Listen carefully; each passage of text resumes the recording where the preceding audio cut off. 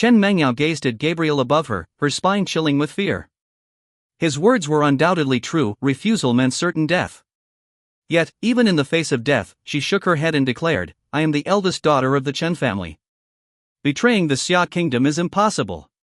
The Chen family was one of the 5 great families of the Xia kingdom, a top-tier noble house. As the eldest daughter, and one connected to the nation's priceless treasure, the Earth's core, her betrayal would spell the end of the Chen family. The family's vast influence spanned military, political, and economic spheres.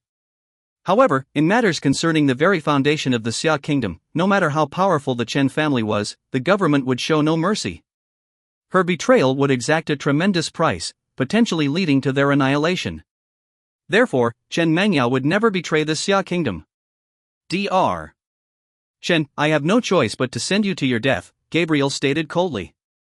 As his words fell, his right hand extended, gathering a basketball-sized orb of lightning dye.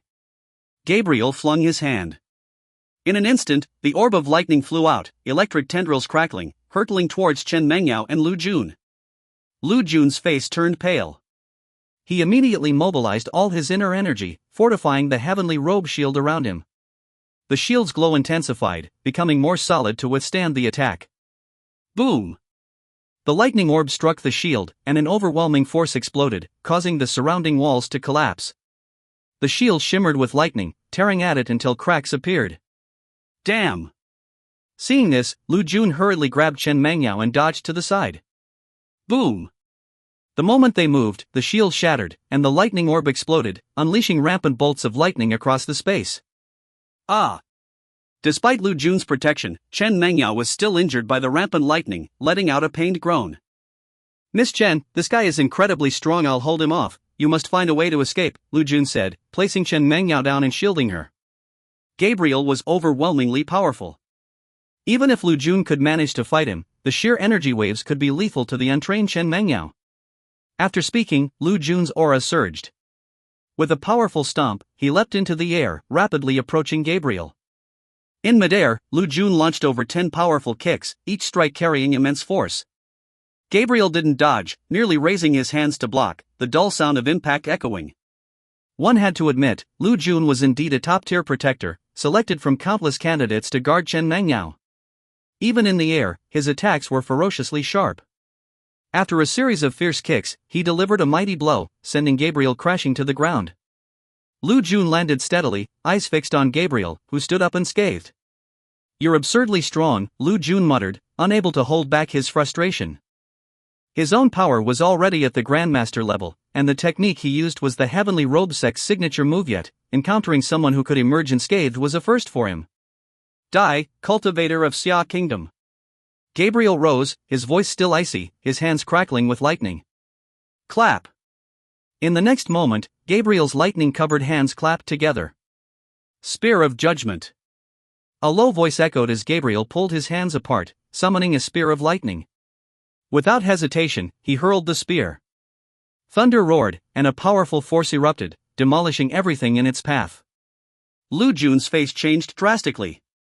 He quickly gathered all his inner energy. Heavenly Robe Divine Shield, he shouted. His energy condensed into a crimson shield, blocking in front of him. Boom! The Spear of Judgment crashed into the Heavenly Robe Divine Shield, its immense power shattering the shield instantly and sending Lu Jun flying into the wall. His body crackled with electricity, and blood seeped from his wounds. Miss Chen, run! Lu Jun, leaning against the wall, looked towards Chen Mengyao and spoke weakly. He struggled to rise, attempting to hold Gabriel off. Chen Mengyao, who had been fleeing, stopped as she felt the tremendous disturbance behind her. She turned to see the devastated Lu Jun, tears welling up in her eyes, covering her mouth with one hand. She had always thought of this peculiar man as odd, yet now, even in death, he protected her with all his might. Though he never seemed like much of a man before, now he was undeniably heroic. Bang! Gabriel, floating mid-air, flew towards Chen Mengyao, casually kicking the obstructing Lu Jun aside with a cry of pain. Chen Mengyao, filled with fear, retreated powerlessly as she faced Gabriel's cold gaze. Chen Mengyao, your turn has come. Gabriel's icy voice sounded as he neared within 3 steps of her.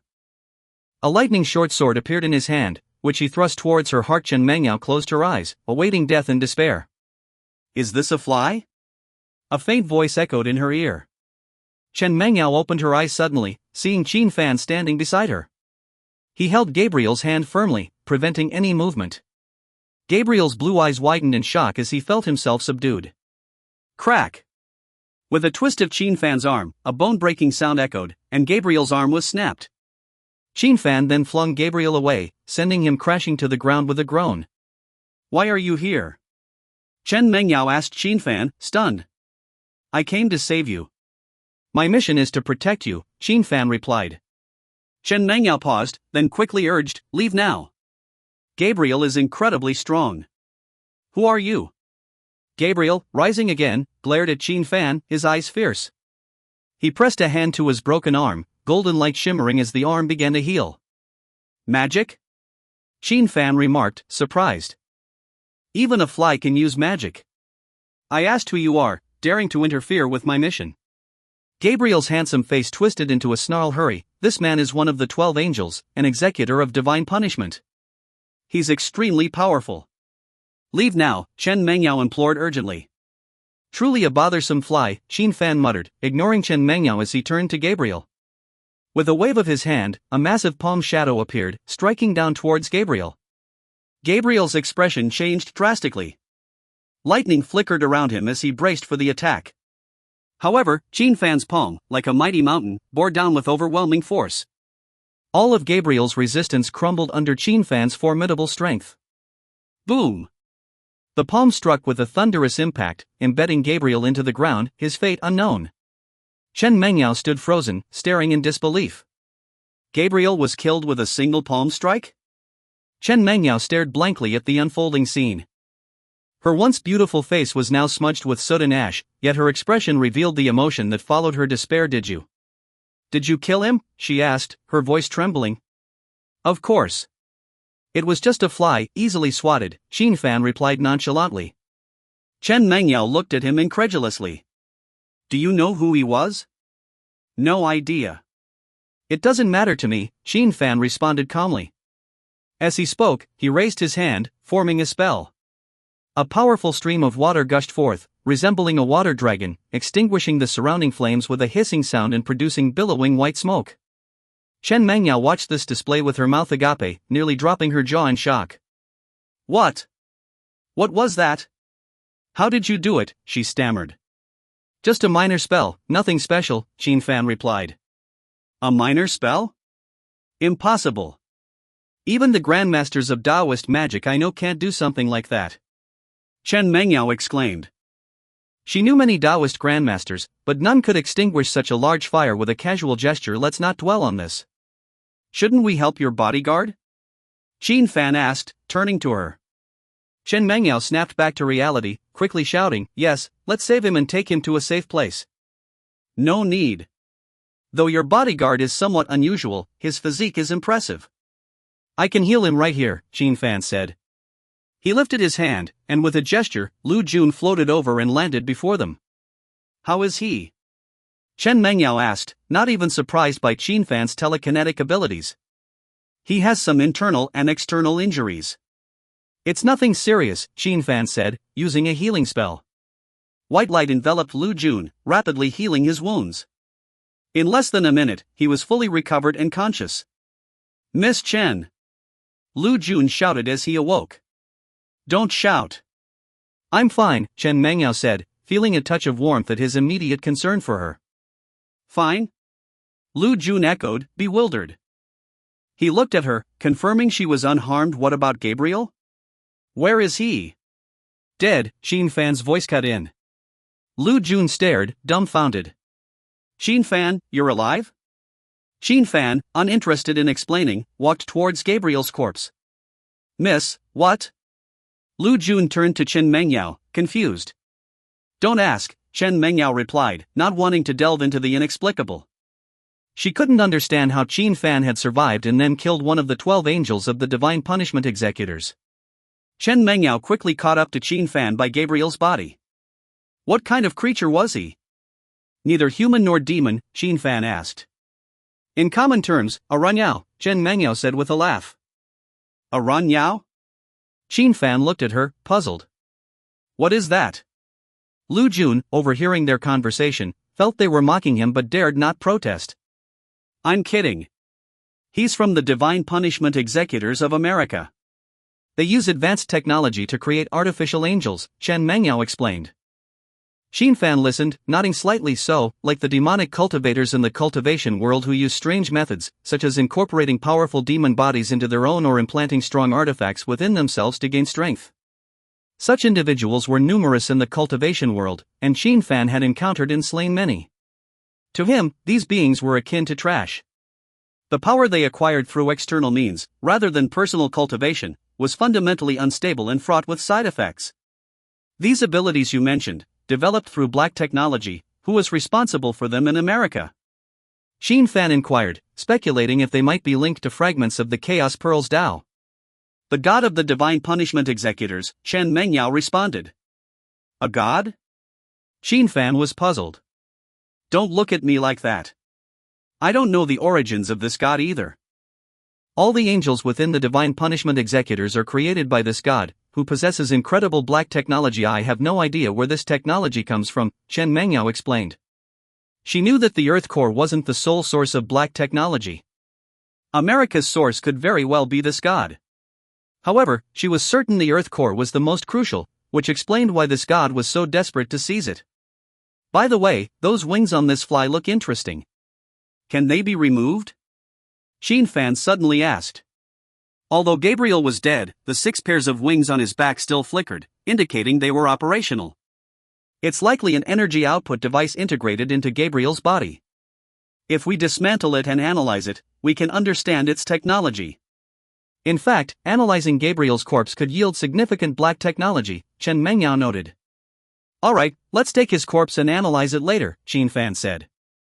He produced the treasure bottle and placed Gabriel's body inside it. The treasure bottle had preservation properties, ensuring Gabriel's corpse wouldn't decompose. You have a spatial storage device? Chen Mengyao exclaimed. It's not a spatial storage device. You wouldn't understand even if I explained, Xin Fan replied, storing the treasure bottle. Spatial technology is a major field within the Earth core.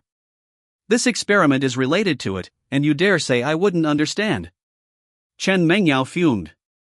As a genius scientist, she couldn't tolerate being underestimated. The experiment involves spatial technology? Xin Fan asked, surprised. Yes, Chen Mengyao confirmed, shaking her head. But now isn't the time to discuss this. We need to get to the underground lab quickly. It may have been compromised, putting the Earth core at risk.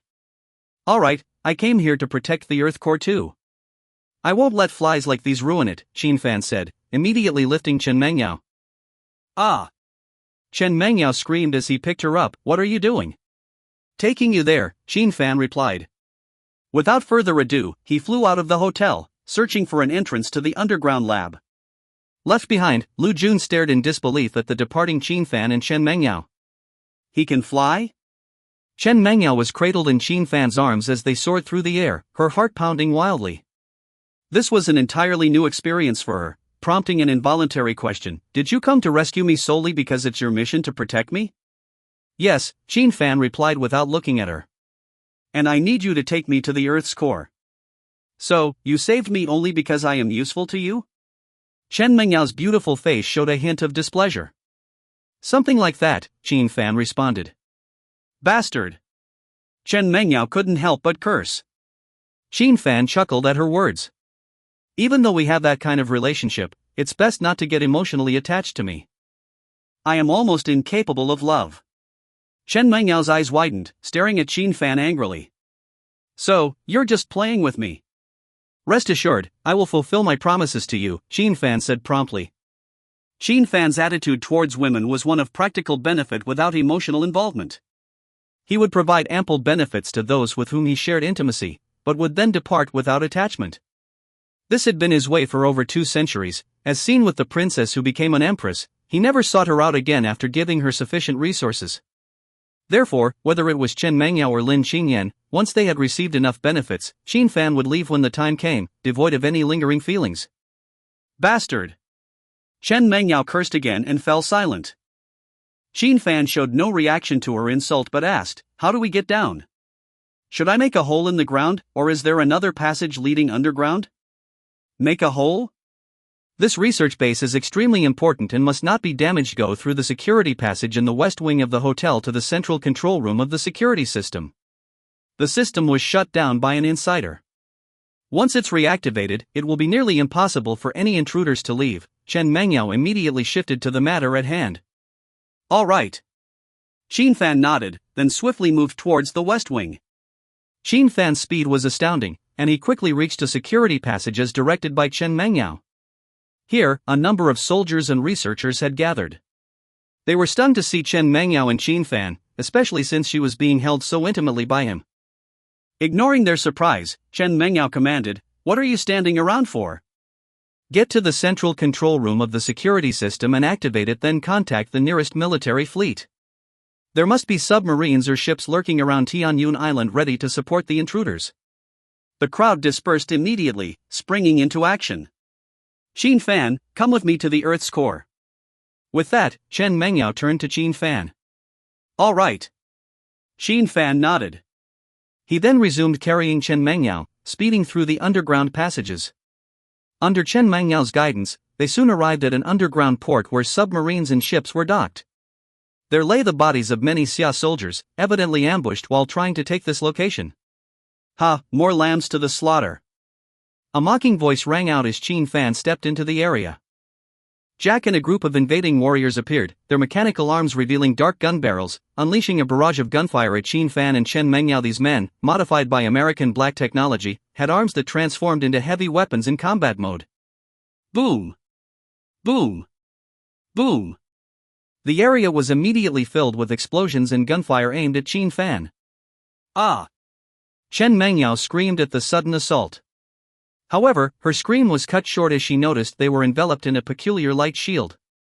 Bullets and shells exploded against the shield with immense force, filling the air with fire and smoke, but the shield remained unscathed, without even a ripple appearing on its surface. Ha! They must be obliterated by now. After the barrage, Jack stared at the dissipating smoke and laughed heartily again. But as the smoke cleared, he and his warriors were stunned to see Xin Fan holding Chen Mengyao, completely unscathed. What's going on? How did we miss?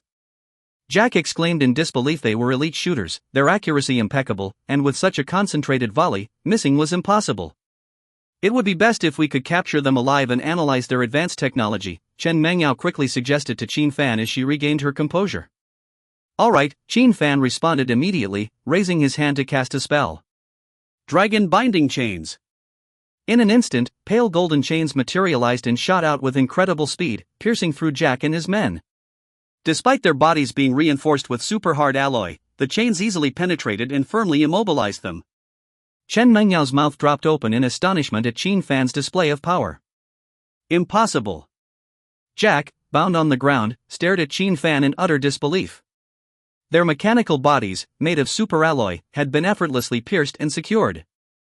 Ignoring Jack and his men, Xin Fan knew that the approaching soldiers would handle the captives and extract the necessary information. He continued following Chen Mengyao's lead, heading deeper into the facility. Meanwhile, in the depths of the underground base. Dr. Kai, hurry up. We can't afford any delays. Lewis urged Dr. Kai, the Xia military likely knows we're here. Chen Mengyao set up 108 security locks here, each interconnected. If one lock fails, the system will shut down completely. Without the stolen key, we couldn't have opened it, Dr. Kai replied, his forehead glistening with sweat as he worked to disable the locks. Damn it, if I had 3 more days, I could have bypassed these security systems and unlocked everything, Kai Mingyuan muttered, wiping the sweat from his brow as he continued to work. We had no choice. Getting you into Chen Mengyao's team cost countless lives. The Americans have paid a great price for this mission, otherwise, you couldn't have infiltrated this place, Lewis said. Success. Kai Mingyuan suddenly shouted. Lewis turned to see the massive superalloy door, capable of withstanding 100,000 tons of explosives, slowly opening. As the door opened, Lewis and Kai Mingyuan immediately rushed into the Earth's core chamber. This place is truly remarkable, Lewis remarked as he and Kai Mingyuan entered the laboratory. Lewis, having seen much of America's cutting-edge technology, was still awed by everything within this facility. Inside, thousands of holographic screens floated in mid-air, displaying various complex data being rapidly processed. There were also numerous sophisticated instruments that were incomprehensible to them. All of this surpasses nearly a century of technological advancement, Lewis marveled. Don't dwell on it. These are all data related to the analysis of the Earth's core, comprehensible only to experts like Chen Menjiawitz, enough to drive one insane if you spend too much time here. I've only been in once, for 30 minutes, Kai Ming Yuan warned Lewis. Access to this place requires layers of authentication and continuous monitoring. Even Chen Mengyao can't enter at will. Anyone entering without permission would be branded a traitor and hunted down throughout Xia. What are all these? These humanoid mechs, weapons, and spacecraft. What are they? Lewis was stunned by the images displayed on the screens. All of these are black technology related to the Earth's core. Even Chen Mengyao can't fully decipher them at the moment. But once we hand over the Earth's core to God, we'll be able to decode them, Kai Mingyuan explained to Lewis. After finishing his explanation, Kai Mingyuan quickly moved to a nearby device, inputting data swiftly. Everything's ready. Let's retrieve the Earth's core. Kai Mingyuan announced to Lewis. Following Kai Mingyuan's lead, Lewis and he dashed forward through a passage and arrived at a silver platform. This silver platform, made of an unknown material, was covered by a crimson protective net, guarding whatever lay in the center. Where's the Earth's core? However, when Kai Mingyuan looked toward the center, his expression changed drastically. The Earth's core, which should have been placed there, was nowhere to be seen. Hearing this, Lewis's face changed, and he heard a clicking sound in his mind as he pressed his hand against his temple. Then, Lewis's right eye rotated and protruded, like a small telescope, scanning the entire room. Here. Soon, he locked onto a spot on the wall and walked over, raising his right hand. In the center of his palm was a blue gemstone. The blue gemstone shimmered, emitting a deep blue light that shot onto the wall. Hiss! Hiss! Hiss! Mars erupted from the wall, which then split open, revealing a passage. Damn it, there's a secret evacuation passage. But how did they get in? Kai Mingyuan gritted his teeth. They didn't touch anything else, they must have grabbed the Earth's core and fled in haste. Let's chase after them. Lewis rushed into the passage first. Kai Mingyuan and the other soldiers followed closely behind. We've found them. After running for a distance, Lewis's scanning eye detected heat signatures. He then repeated his earlier actions, cutting through the wall to reveal another passage. Lewis and the others quickly rushed in, sprinting along the passage. Soon, Lewis and Kai Mingyuan arrived at a platform. This is the platform for this experiment. Chen Mengyao really thought of everything, Kai Mingyuan remarked with a hint of surprise. Space experiment? Lewis was momentarily taken aback by the revelation. No time to explain. This is good for us. Once we get the item, stand on this platform. I'll activate the teleportation and get us out of here directly. Kai Mingyuan instructed before hurrying to operate a device on the platform, inputting data rapidly. Meanwhile, Lewis leaped forward, his feet emitting a blue light, propelling him forward at incredible speed toward the fleeing figure of Yi Zifeng. Seeing Lewis closing in, Yi Zifeng panicked and bolted towards the elevator. Young Master Yi, run! You must get the Earth's core out of here. The three soldiers protecting him stopped and faced the airborne Lewis, shouting to Yi Zifeng. It's futile. You martial artists are no match for us American cyborgs. Lewis sneered. These modified beings were designed specifically to counter Xia's martial and Taoist practitioners. He could handle even a grandmaster, let alone a mere innate martial artist. As he spoke, his palms shot out blue beams, instantly destroying the distant elevator. Then, with swift, lethal efficiency, he dispatched the soldiers. Please, don't kill me. I'm the eldest son of the Yi family in Xia. If I become the head of the family, I can cooperate with your divine retribution agents. Yi Zifeng, seeing this, collapsed to his knees, begging for his life. The eldest son of the Yi family is a coward? How disgraceful, Kai Mingyuan scoffed disdainfully. Ha, you're quite perceptive, young Master Yi. Very well, hand over the Earth's core, and I'll spare your life, Lewis laughed. If the eldest son of one of Xia's 5 great families betrayed his country, it would deal a significant blow to Xia from within. Alright, I'll give it to you, just don't kill me, Yi Zifeng pleaded, hurriedly tossing the black box towards Lewis. He regretted coming to retrieve the Earth's core, realizing that preserving it wouldn't be worth sacrificing his promising future. Lewis caught the black box. Lewis, come to me. It's time to go. Kai Mingyuan called out. Lewis moved to stand beside Kai Mingyuan, who then pressed a button. Instantly, the platform powered up, glowing, and both Kai Mingyuan and Lewis began to shimmer with a white light. Transmission coordinates confirmed. Initiating countdown, 10, 9, 8, 7. 2, 1, a mechanical voice announced. Quick! At that moment, Chen Mengyao's voice rang out. Xin Fan surged forward at an unimaginable speed, appearing before Lewis in an instant, reaching out to grab him. But just then, Lewis and Kai Mingyuan's bodies began to dematerialize, dissolving into thin air and disappearing from sight. Xin Fan's hand grasped only empty space. Stunned, he muttered, "They vanished? It's spatial teleportation. Damn you, Kai Mingyuan." Chen Mengyao cursed bitterly. Spatial teleportation? Xin Fan was visibly astonished by Chen Mengyao's words. Yes, spatial teleportation. This is the final experiment for spatial teleportation, Chen Mengyao informed Xin Fan. Upon hearing her explanation, Xin Fan's astonishment deepened. This was a teleportation array. Moreover, it was far more advanced than the conventional teleportation arrays, which required setups at both ends for mutual transport. In contrast, Chen Mengyao's spatial teleportation only required sufficient energy and precise coordinates.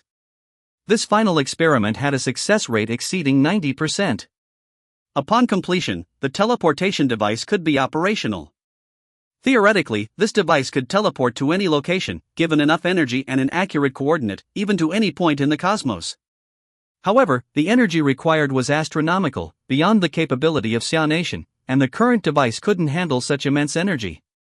Presently, the device could instantly teleport to any location within 300 kilometers. Now, Kai Mingyuan had vanished with the Earth core. The security system had been activated, allowing only authorized personnel to leave Tianyun Island. The only method for the Divine Punishers to leave was via teleportation, yet they failed to escape in time, Chen Mengyao said with frustration after speaking. She looked at Yi Zifeng, who was hiding nearby.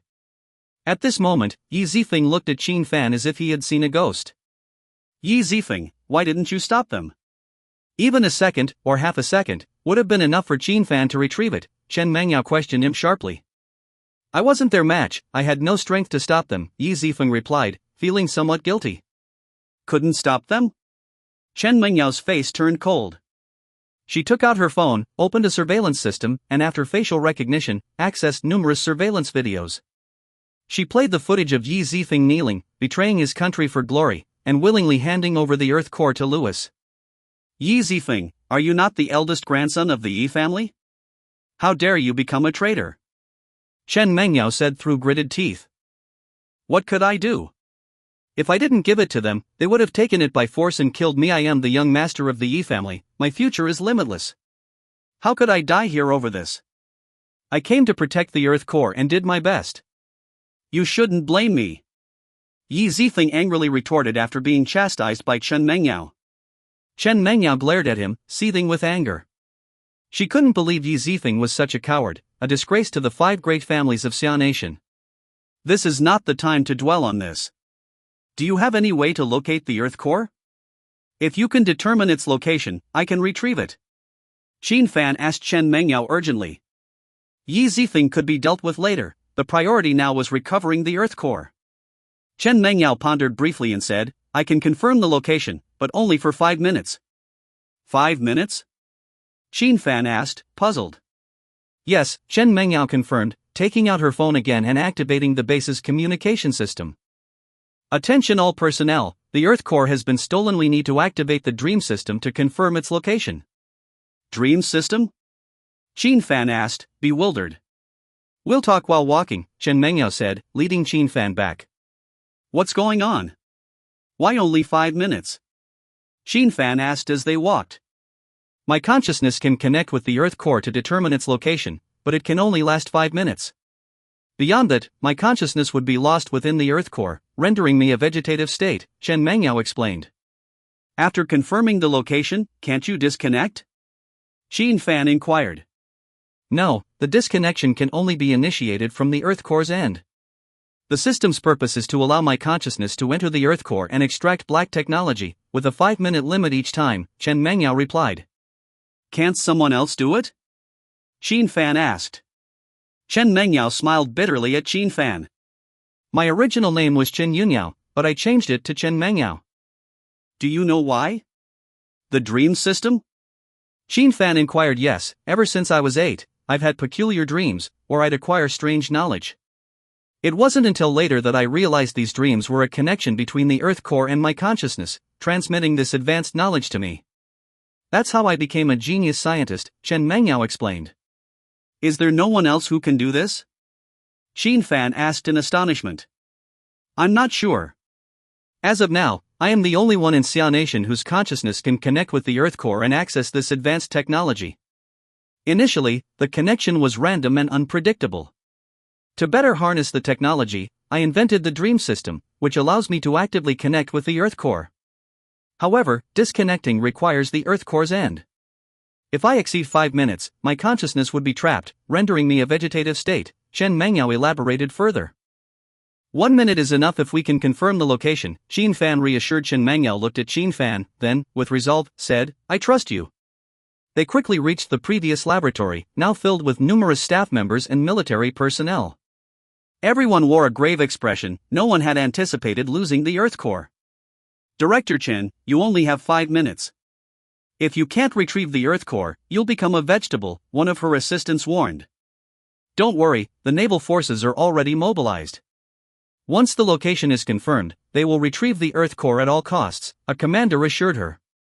It was clear the researchers were hesitant to let Chen Mengyao take such a risk, while the military was determined to recover the Earth core no matter what. Taking a deep breath, Chen Mengyao said, Don't worry, Major General Lu, I will retrieve the Earth core. Major General Lu nodded. There's no time to lose. We must act before they move too far. Chen Mengyao turned to a technician. How long until the teleportation device is ready? At least 3 hours, the technician replied. In 3 hours, they'll be far beyond 300 kilometers, Chen Mengyao frowned. Trust me. Qin Fan said to Chen Mengyao. All right, Chen Mengyao nodded firmly. She handed him a device. Take this. Get within a meter of the Earth core and activate it. It will sever the connection with my consciousness. Qin Fan took the device. I'll head to the surface now. Once the location is confirmed, my assistant will immediately send it to you, Chen Mengyao replied. Qin Fan swiftly disappeared, heading to the surface. Chen Mengyao entered the dream system's sleep chamber. Once she lay down, the system activated, and in the next moment, her consciousness, even her soul, detached from her body and connected with the distant Earth core. High above Tianyun Island, Qin Fan checked the location sent to his phone, his eyes narrowing as he whispered, Got it. In the next instant, he reappeared 5 kilometers away in the public waters near Xia Nation, the USS Cambridge, a United States aircraft carrier.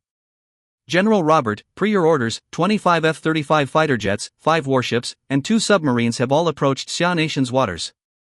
They will rendezvous with the target in approximately 1 minute to commence escort duties, reported Captain Carlos, the aircraft carrier's commander, via video to General Robert, the only 5-star general in the U.S. military. Very well. We've been preparing for this operation for 5 years. Failure is not an option. General Robert flicked his cigar and affirmed.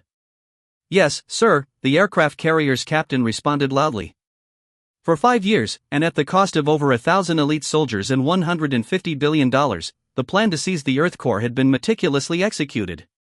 Now, with success within reach, failure was inconceivable. In the skies over the Pacific Ocean, one after another F-35 stealth fighter jets pierced through the clouds, heading straight for Xia Nation's direction simultaneously. On the surface of the sea, 5 warships raced towards Xia Nation at maximum speed. Beneath the waves, the U.S. most advanced submarines silently approached Xia Nation's direction. Their sole objective, intercepting the Earth core en route to the United States. Underground laboratory of Tianyun Island. Major General, the target has been locked. Information has been relayed. All nearby military vessels, submarines, and aircraft from Xia Nation have been mobilized. 20 J-20 fighter jets will arrive at the designated area within 10 minutes, reported a personnel to Major General Lu, the highest-ranking officer present in the underground laboratory. Major General Lu looked up, his expression solemn, towards the massive screen suspended in midair. On the screen, a red dot was steadily moving at a speed of 150 km per hour. Ordinary submarines in the sea typically moved at a maximum speed of 65 km per hour. However, the submarine carrying the Earth core was traveling at nearly triple that speed, indicating it was a piece of advanced black technology. Do we have satellite images? Major General Lu inquired. We can activate the 1,000-mile eye system with advanced authorization to lock onto that sea area, a technician suggested. Good. Immediately use my authorization to activate the 1,000-mile eye system. Major General Lu didn't hesitate. Beep. Beep. Beep. Soon, giant screens appeared, displaying a vast expanse of blue sea. There U.S. F-35 fighter jets, exclaimed the laboratory personnel upon seeing the screen. On the screen, besides the vast blue sea, they spotted over a dozen fighter jets darting across the sky. Not only that, but 5 of the U.S. most advanced warships were stationed in the area. 2 submarines are closing in within 500 meters of the strait, announced another personnel. We've spotted a U.S. aircraft carrier 100 kilometers to the east. At that moment, everyone inside the laboratory, including Major General Lu and his military staff, gazed fixedly at the screens, their eyes wide with shock.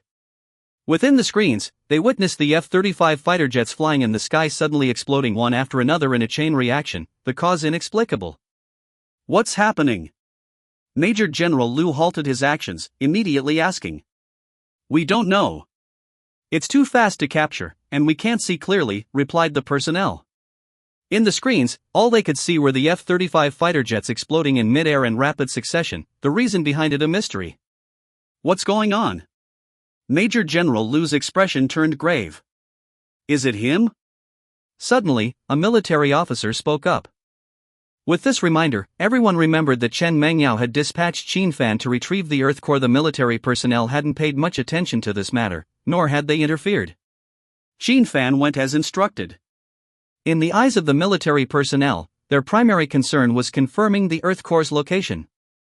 Once confirmed, the military would dispatch the naval forces. Everything else was deemed unimportant. Even the fact that Chen Mengyao would become a vegetable if she exceeded 5 minutes was of no concern to the military, as retrieving the Earth core took precedence above all else. For now, let's refrain from contacting the Supreme Commander and continue monitoring the situation, Major General Lu suddenly declared. Meanwhile, everything unfolding in that sea area was the handiwork of Qin Fan. Let's rewind time by 30 seconds. Qin Fan stood above Tianyun Island, taking a step forward. The space beneath his feet instantly contracted. With each step, his body flickered, traversing a distance of 5,000 to 6,000 meters with each stride. This was a secret technique called the step character secret technique, which he had acquired from a mysterious realm. Its origins were unknown, but it allowed him to cover a distance of over 6,000 meters with a single step. In just 20 seconds, he arrived above his target location. So many flies.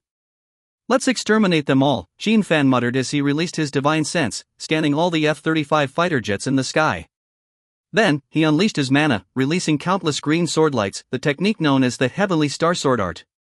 It drew upon the power of the 36 stars of the Great Dipper, manifesting 36 sword lights that shredded through everything in their path. Underneath the onslaught of these celestial sword lights, the F-35 fighter jets exploded like paper airplanes, their pilots unable to react in time, obliterated along with their aircraft. 600 meters underwater.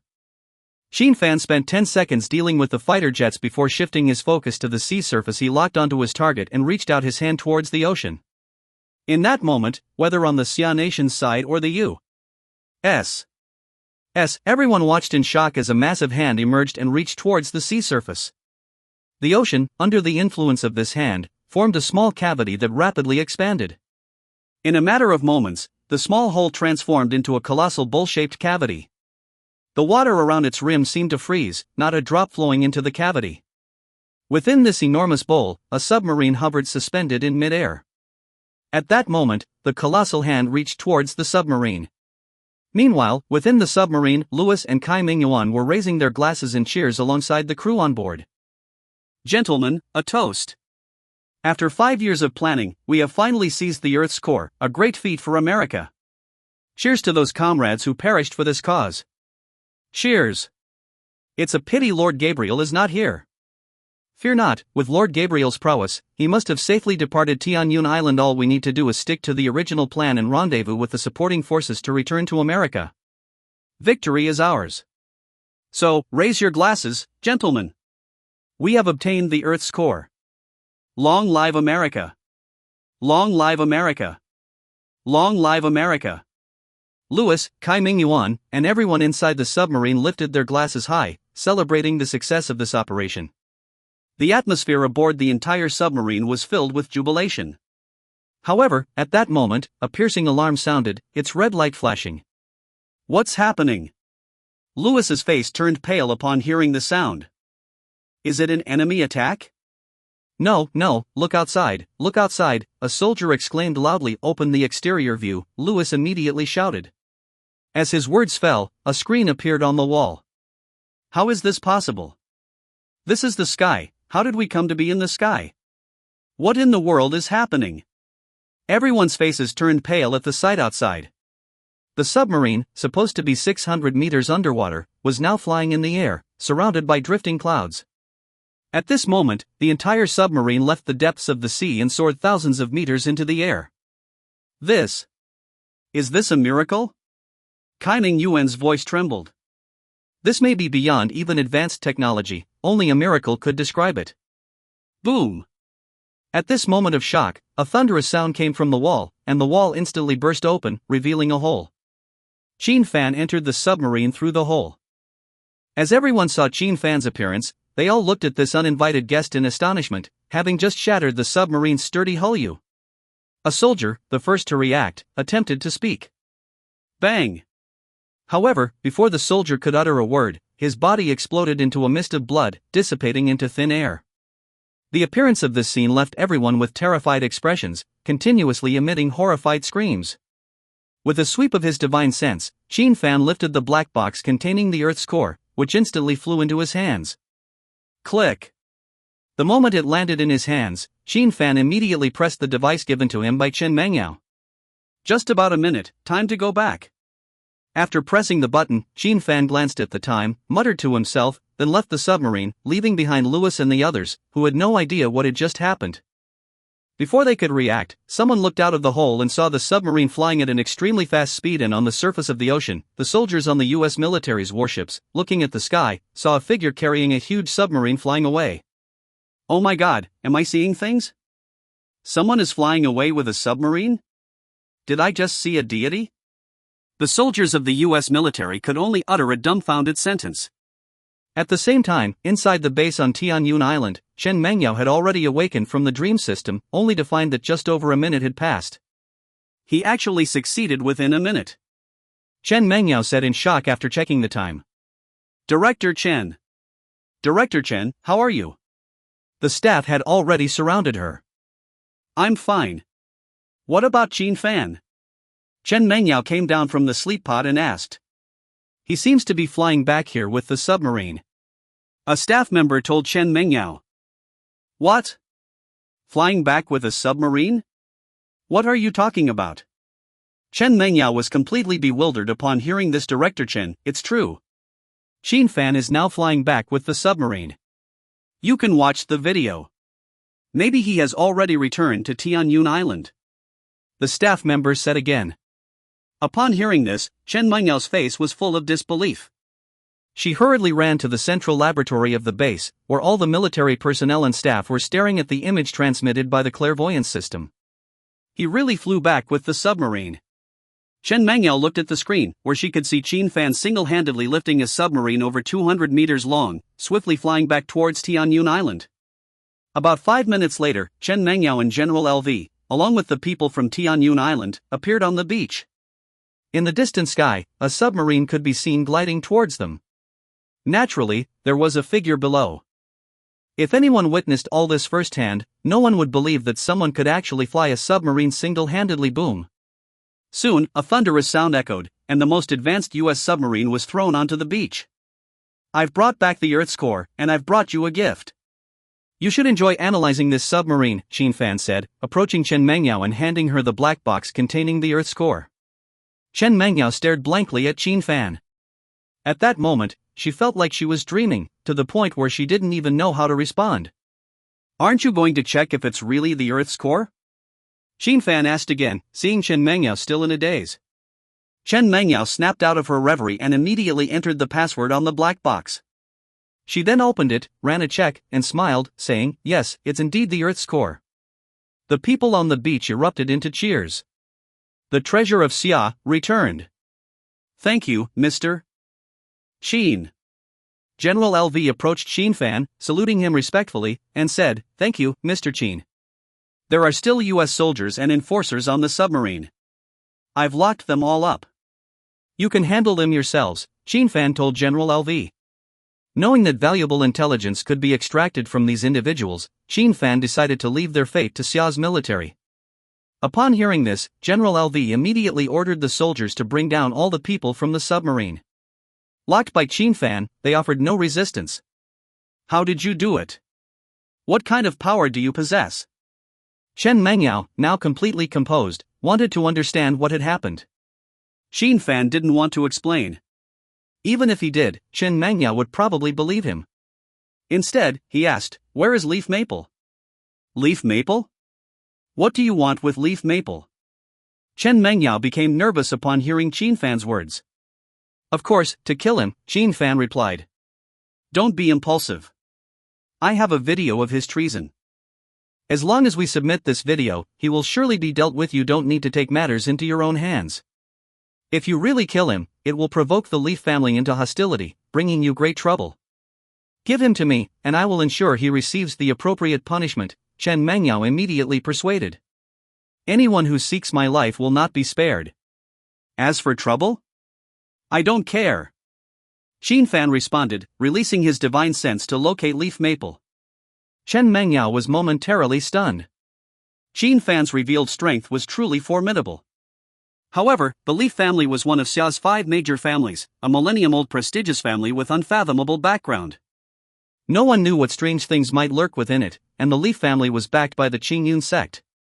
In any case, in Chen Mengyao's view, Xin Fan personally killing Leaf Maple and completely antagonizing the Leaf family was definitely not a wise move.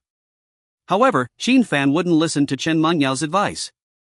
If Leaf Maple wanted his life, he wouldn't let him go. "Oh, trying to run away, are we?" Suddenly, Xin Fan's divine sense swept past, quickly locating Leaf Maple. Immediately, he headed in that direction. Seeing Xin Fan leave, Chen Mengyao's expression changed. She quickly called General LV and others to follow. They arrived at a dock on the shore of Tianyun Island, where Leaf Maple and his entourage from the Leaf family were preparing to leave. Leaf Maple. Xin Fan approached the dock, jumped onto the boat, and called out. Hearing the voice, Leaf Maple's scalp went numb. He looked up in horror at Xin Fan. "Xin Fan, no, Mr. Xin, do you have something to discuss with me?" As he spoke, Leaf Maple's people also moved forward, standing in front of Leaf Maple. Xin Fan had returned with the submarine, his strength and achievements too astonishing. Now, the people on Tianyun Island could only regard him with awe. "You can't protect him. If you don't want to die, step aside," Xin Fan said calmly to Leaf Maple's followers. His target was only Leaf Maple, there was no need to kill the others. "Mr. Xin, your achievements are like the bright moon in the sky. Compared to you, our young master is nothing but a firefly. Please spare him. If a superior person overlooks the mistakes of an inferior one, it is a sign of greatness. Please spare him. Let him go. I promise he won't cause you any trouble," pleaded the eldest servant among them. Xin Fan didn't respond. With a flick of his hand, a burst of energy knocked all of Leaf Maple's servants backward into the sea. Seeing this scene, Leaf Maple trembled all over and kept retreating, saying, "Xin Fan, I know you want to kill me, I know you're very powerful, extremely powerful, but you have to know that I am the young master of the Leaf family. You can't kill me. If you kill me, you'll be at odds with the Leaf family. After all is said and done, all you can rely on is the title of the Leaf family's young master," Xin Fan said mockingly upon hearing Leaf Maple's plea. "This kind of person, without background, is truly worthless." Boom! As soon as Xin Fan's words fell, Leaf Maple's legs went weak, and he knelt on the ground, repeatedly kowtowing to Xin Fan. "Xin Fan, spare me, please. Yes, you're right. I have no background in the Leaf family. I am nothing but garbage, a piece of shit. If you kill me, you'll only dirty your hands. Spare me, please." I promise I won't trouble you. Seeing Leaf Maple kowtowing to him, Xin Fan couldn't help but sneer. You claimed to be the young master of the Leaf family before. What am I to you now? And now you're kneeling and kowtowing. You're a despicable person without principles. I've seen countless people like you. The best end for such people is death. Leaf Maple's face changed drastically upon hearing this, and he suddenly got up and ran towards the interior of Tianyun Island. Xin Fan is going to kill me. Xin Fan is going to kill me. Help! Leaf Maple shouted as he ran. And Xin Fan just watched him run towards the island without stopping him. When Leaf Maple had run about 30 meters, Chen Mangyao arrived with General LV and many soldiers from the island. Upon seeing Leaf Maple flee in such a sorry state, Chen Mangyao breathed a slight sigh of relief, thinking that she had arrived in time. Seeing Chen Mangyao and General LV rushing over, Leaf Maple knew they must be here to stop Xin Fan from killing him. He quickly ran behind them and said, Chen Mangyao, he wants to kill me. He wants to kill me. Save me. Save me. As long as I live, I won't bother you again. Chen Mangyao gave Leaf Maple a cold glance. If she weren't worried that Xin Fan killing Leaf Maple himself would bring endless trouble, she wouldn't even bother. General LV, seeing that Leaf Maple was still alive, also breathed a sigh of relief. He spoke up, Mr. Xin, he is the eldest young master of the Leaf family, his identity is quite clear. I beg you to spare his life. I promise he will never trouble you again. Yes, Xin Fan, you see, General LV also says so. Please don't kill Leaf Maple yourself. Leave it to me, and I will ensure he receives the appropriate punishment. Chen Mangyao also spoke up, trying to persuade Xin Fan. Xin Fan listened to their words and smiled faintly. Seeing Xin Fan smile, Leaf Maple thought that Xin Fan probably wouldn't kill him, and if he really intended to, Leaf Maple wouldn't have time to wait for Chen Mangyao and the others to arrive. Xin Fan, I promise not to trouble you, and if you spare me, the Leaf family can befriend you, offering you various benefits, Leaf Maple said with a smile, throwing out some benefits. However, as soon as he finished speaking, his expression suddenly changed. Chen Mangyao and the others' expressions also changed because at that moment, Leaf Maple's body actually floated up, drifting into the air. I've been waiting for Chen Mangyao and the others to come over. Do you know why? Xin Fan held up a finger, restraining Leaf Maple in midair, and asked with a smirk. Leaf Maple shook his head repeatedly, pleading, Xin Fan, spare me, spare me. I'll give you money, 100 billion. I'll give you women, whatever you want, just spare me. Xin Fan, don't. Killing him will only soil your hands, Chen Mangyao shouted anxiously. However, Xin Fan paid no attention to their pleas. Instead, he said with a smirk, the reason I've been waiting for Chen Mangyao and the others to come over is just to tell them that no one can stop me from killing the person I want to kill. As soon as Xin Fan's words fell, Leaf Maple's body suddenly expanded, then burst with a bang, turning into a mist of blood and dissipating into thin air. Instantly, Chen Mangyao and the others were all stunned in place. Remember, no one can stop me from killing the person I want to kill, Xin Fan said lightly before walking away. Chen Mangyao and the others regained their senses only after seeing Xin Fan leave. General LV, please handle this matter.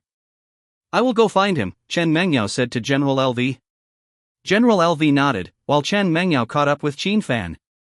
You are truly reckless. The Yi family and the Qingyun sect will retaliate wildly against you, Chen Mangyao complained after catching up with Xin Fan. I've said it before, whoever I decide to kill is doomed without a doubt, and no one can stop me. Xin Fan replied. Fine, since you're so confident, I won't interfere, Chen Mangyao said with resignation after hearing Xin Fan's words. Only those within the 5 great families know the depths of their power. When will I be able to see the Earth's core? Xin Fan asked. After reclaiming the Earth's core, Xin Fan swept his divine consciousness over it. Seeing that his divine consciousness was useful, it indicated no connection with the Chaos Pearl. However, since Chen Mangyao mentioned that the Earth's core was a conduit to the future, he needed to use the true sight eye to examine it. Don't worry, with such a great contribution, I believe the higher-ups will agree to let you observe the Earth's core. However, I'm a bit puzzled. Why are you so concerned about the Earth's core? If you don't understand scientific technology, observing the Earth's core won't benefit you in any way and may even lead to accidents, Chen Mangyao said. Accidents? Xin Fan asked curiously. What kind of accidents? Because the information contained within is too advanced, many people who have viewed the Earth's core have gone insane due to the futuristic information they obtained. This isn't an isolated incident, it has happened to many scientists, more than 30 of them, who have gone mad after obtaining information from the Earth's core, Chen Mengyao explained. Don't worry, I definitely won't, Qin Fan assured. Alright, wait a day or two, and I'll make arrangements, Chen Mengyao said. Qin Fan nodded, indicating that waiting a day or two would be completely fine. Subsequently, news of Qin Fan's recovery of the Earth's core was transmitted to the upper echelons of the Xia country. Meanwhile, Chen Mengyao reported on the experiments and the events at Tianyun Island one by one. After receiving this news, the upper echelons of Xia country ordered that the bodies of the soldiers who died in battle be sent back home for proper burial, and they were given sufficient compensation. As for those who survived, they were naturally rewarded, allowing them to celebrate this victory. At the same time, the intelligence personnel of the Bayou Palace quickly mobilized to meticulously search for any moles, to prevent such incidents from happening again. Although Xia country suffered heavy casualties this time, thanks to Qin Fan's intervention, the situation was reversed, thwarting the conspiracy that the United States had been planning for over 5 years. Not only was the conspiracy thwarted, but it also incurred heavy losses. As for Qin Fan's meritorious deeds, they naturally warranted ample rewards. Afterwards, the upper echelons of Xia country issued orders for the news of this incident to be completely sealed, especially regarding Qin Fan's actions, which must be kept under wraps and absolutely confidential. As for the reasons, those who knew were well aware. Qin Fan's strength was simply too astonishing. If this news were to leak, it would undoubtedly cause a huge uproar.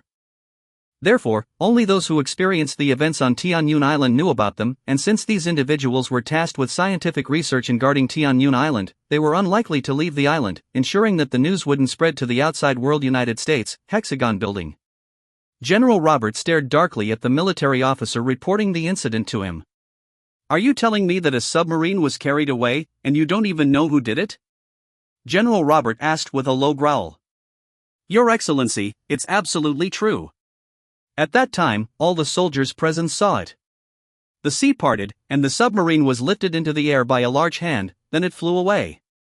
Afterwards, we analyzed the footage and only saw a figure carrying the submarine away, the officer reporting said nervously, sweating profusely. To this day, those officers present still couldn't believe that it was real. Someone actually parted the sea and lifted the submarine away. This method was beyond their comprehension. We spent 5 years planning to seize the Earth's core, investing 150 billion in milligold, and over 1,000 elite soldiers died in Xia country. And now, that submarine is missing? Do you know how important that submarine is? General Robert was truly on the verge of madness. The cost of 150 billion milligold is a minor issue, according to the current hegemony of the United States, printing it is sufficient.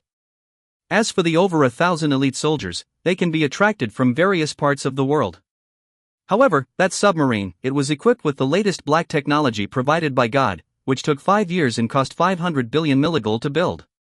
It can be said that this submarine surpasses both Yuan and Fushi, the two most advanced submarines of Xia country. Now that it has fallen into the hands of Xia country, once it is analyzed, the United States' advantage in submarine technology will be completely erased, and it may even be firmly suppressed by Xia country. The naval hegemony of the United States will inevitably loosen as a result. This failure is extremely devastating for the United States, not only in terms of casualties but also in feeding Xia country. The officer trembled and dared not speak. We must find out who that person is, it is imperative to find out. With such terrifying power, if they remain in Xia country, we will never have peace. General Robert said again in a low voice. Yes, we will make every effort to find this person through the intelligence system, the officer immediately said. You may leave, Robert said with a command. Soon, the others left. After everyone had exited, General Robert reached for the corner of the desk and pressed a white button. As the button was pressed, a huge screen appeared in front of him. And within this screen, a blurry figure appeared. After this blurry figure appeared, General Robert saluted and then said, God, we have failed. I know, Gabriel is dead, the figure referred to as God by Robert spoke. God, do you know who the other party is? The goddess of the Bayou Palace in Xia country? Robert asked. For this mission, the Punisher dispatched Gabriel, one of the 12 archangels. This angel's strength is already considered to be half-step divine realm. But he died on Tianyun Island, which shows how terrifying the person who made the move is. It must be a master of the divine realm. God fell into silence temporarily. After a moment, the voice came again, no. What should I do next? This mission has failed, and the losses are heavy. I will be questioned by Congress. My position as general may not even be secure, General Robert said. You can rest assured that your position will not be shaken, God responded. What should I do next? General Robert asked. Observe changes quietly until the identity of the other party is found, God said. Upon hearing this, General Robert knew that he could only swallow the bitter consequences of this incident. It would be impossible for God to intervene. He could only say, Xia country will definitely use various means to block this news, and they may even use memory modification techniques. It will be difficult to uncover the truth.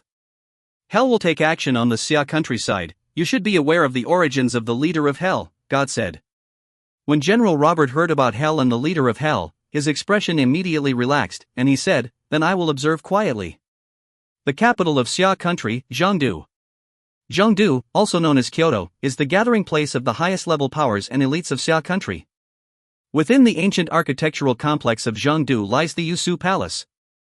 Inside the ancient buildings, there is a vast lake, its surface like a mirror, upon which floats a pavilion, inside of which sits a small table. At this moment, there are 2 men and a woman inside the pavilion. One man appears to be around 50 years old, dressed in simple robes, with an ordinary appearance, and standing beside him is a young man. The man is 8 feet tall, with sword-like eyebrows and starry eyes, clad in military attire. His heroic aura is palpable. The woman has long purple hair and appears to be in her 20s, dressed in modern attire that accentuates her beauty. At this moment, the woman's beautiful eyes are fixed on the black and white pieces on the table, hesitating as she holds a white piece in her hand. Snap! Suddenly, the woman places the white piece on the chessboard. Upon seeing her move, the middle-aged man's lips curve into a smile. In that instant, the woman seems to realize something and immediately reaches out to retract the placed white piece. A move made cannot be retracted. The middle-aged man immediately stops her with a hand gesture. I'm not a gentleman. The woman says petulantly, attempting to retract the move. Naturally, the middle-aged man refuses, reaching out to block her. Boom! In an instant, a thunderous sound resounds, and purple flames shoot up into the sky, causing the previously calm lake to churn with enormous waves. Screech! A bird's cry is heard, followed by a purple fire phoenix bursting out from the flames. Vast power radiates from the purple fire phoenix, causing everything around to tremble madly as waves upon waves sweep across the lake. It's just a game of chess. Are you trying to destroy this place? A dissatisfied voice speaks up. Hoof! A cold snort emanates from the purple fire phoenix, and then it quickly shrinks, revealing a woman dressed in urban chic clothing. She then returns to the pavilion. The chessboard is gone. I won that game, the woman says with a smile upon returning to the pavilion. Xiaoshen, you've gone too far. The middle-aged man speaks up immediately. You disagree? The woman gives him a sideways glance. I can't beat you, I concede, the middle-aged man can only say helplessly. Afterwards, the middle-aged man turns to the young man and asks, All right, this game is over. Wei Hong, what urgent matter brought you here? Master, it's about Tianyun Island, Wei Hong says respectfully to the middle-aged man. This middle-aged man is the current master of Yusu Palace, Qin Ziyang, also known as Yuan Shi Tianzuan. However, before becoming the master of Yusu Palace, he had another title, Ziyang Jinren. Jinren is the title for a master of divine realm Taoist arts, and Qin Ziyang is a master of divine realm perfection. The matter of Tianyun Island, let's hear it. I've heard some rumors, but because I just returned from the border, I haven't had time to investigate in detail. Go ahead and tell me, Qin Ziyang says. Wei Hong nods and then presses a button on the wristwatch on his right hand, causing a beam of light to shoot out and a light screen to appear. And on the light screen is everything that happened on the sea by Qin Fan that day.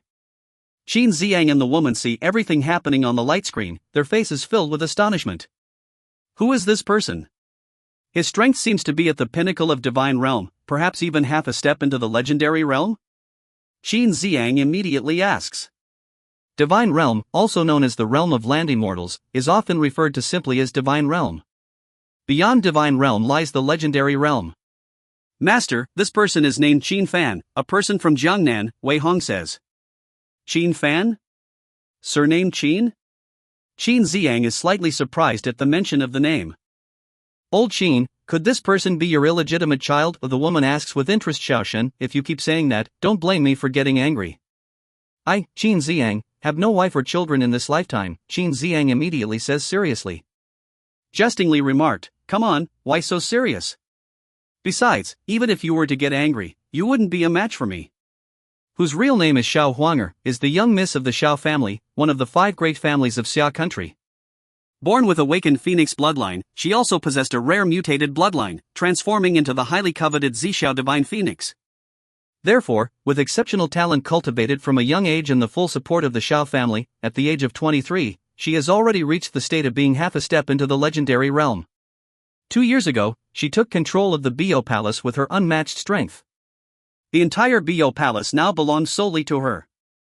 Disliking the title of the chief of the heavenly sect, she renamed herself as the Zhixiao Divine Maiden. Those who are familiar with her often refer to her as the Divine Maiden Xiao.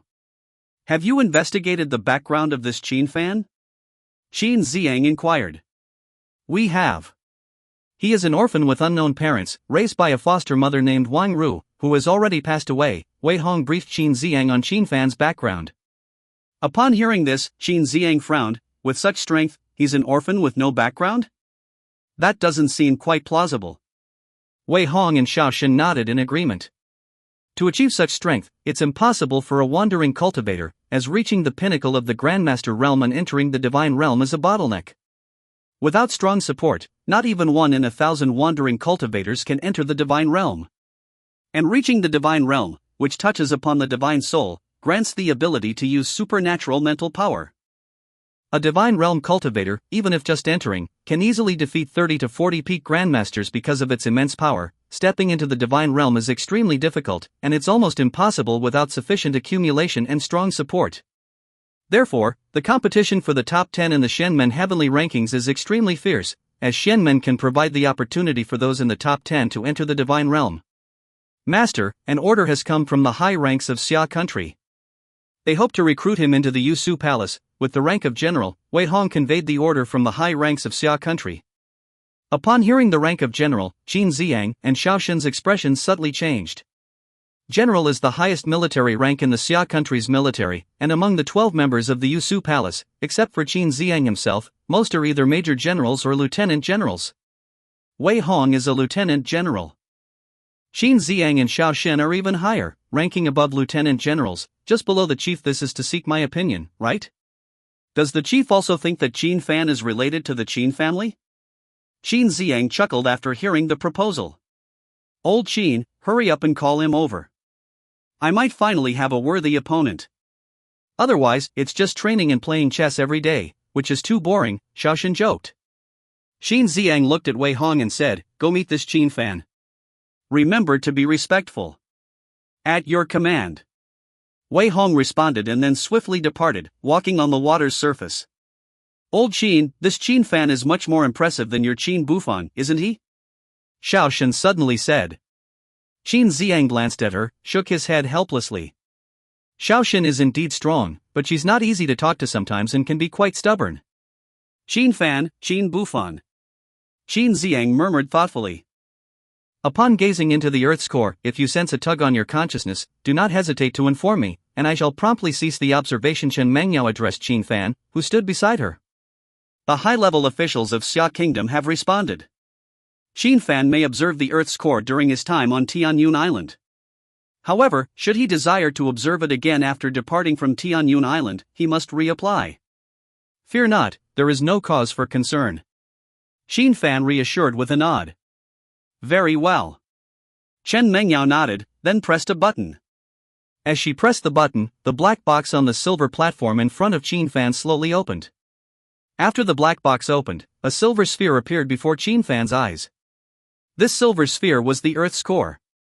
A flawless sphere, so smooth that it bore not a single flaw, suspended silently in the air without any external force acting upon it. It seemed that the Earth's core itself emitted an extraordinary energy. The Earth's core constantly emitted an inexplicable fluctuation, containing various information. The source of cutting-edge technology lies in deciphering the information contained within these fluctuations. This information continuously enters the brain and can influence it.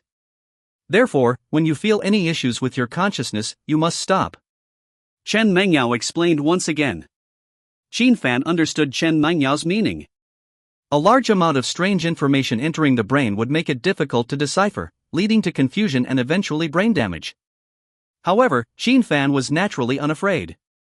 His spirit was strong, and neither his consciousness nor his mind could be compared to those of Chen Mengyao and others.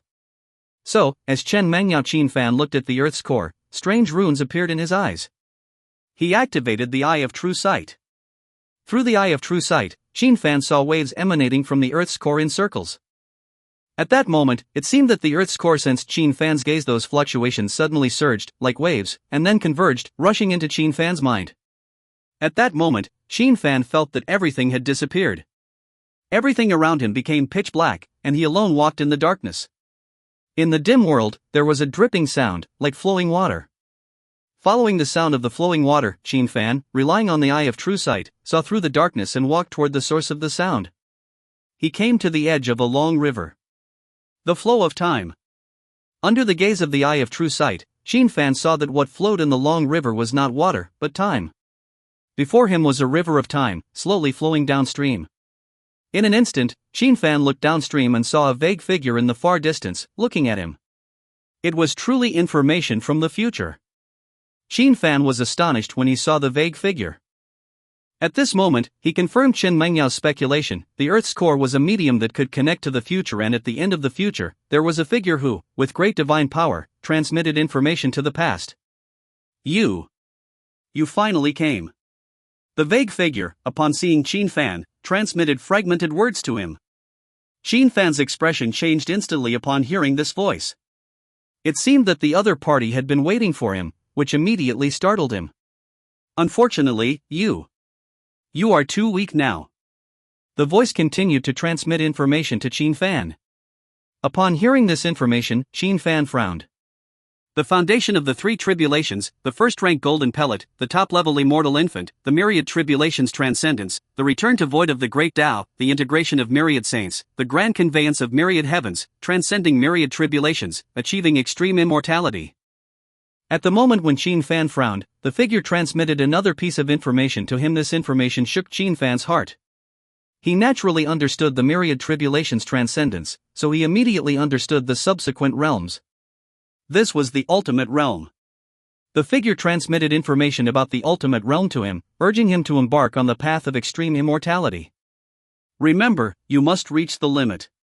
However, before Qin Fan could be overwhelmed, the figure transmitted another message to him. And after this message was transmitted, Qin Fan saw a wave on the river of time. This wave flowed upstream, sweeping toward him. This wave surged upstream as if traversing through one era after another, finally pouring onto Qin Fan. In an instant, Qin Fan felt himself infused with a vast power, his whole body pulsating with surging spiritual energy. What is this? The chaotic immortal scripture. At the moment of surging spiritual energy, a wondrous scripture entered Qin Fan's mind, and this scripture was called the chaotic immortal scripture. This filled Qin Fan's heart with astonishment, but he had no time to be astonished. He immediately began to operate according to the scripture, and the chaotic pearl automatically emerged to assist Qin Fan in refining the surging spiritual energy. The chaotic immortal scripture and the chaotic pearl seemed to have some kind of connection, and they complemented each other perfectly in cultivation. At this point, Qin Fan emptied his emotions and immersed himself in cultivation. What's going on? Chen Mengyao, who had been observing Qin Fan, furrowed her brows. She saw Qin Fan sitting cross-legged, closing his eyes, entering a peculiar state.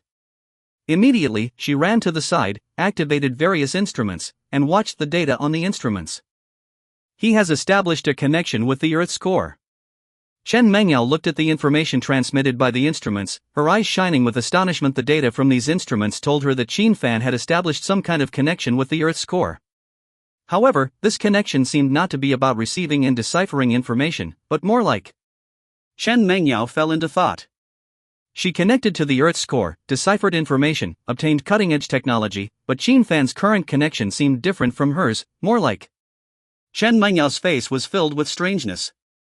It feels like the cultivation depicted in those ancient novels of gods and demons. Chen Mengyao looked puzzled. After saying this, Chen Mengyao paused for a moment, then quickly shook her head. Black technology cultivation, what am I thinking? But he seems fine, just don't know when it will end, let's continue observing. In the end, Chen Mengyao operated the instruments, monitoring Qin Fan and the Earth's core. Time passed, unconsciously 7 days had gone by. After 7 days, Qin Fan slowly opened his eyes. And at the moment he opened his eyes, he had already exerted all his efforts to control his breath, but still let out a large amount of breath, causing the entire Tianyun Island to tremble slightly. Late nascent soul stage. Qin Fan murmured.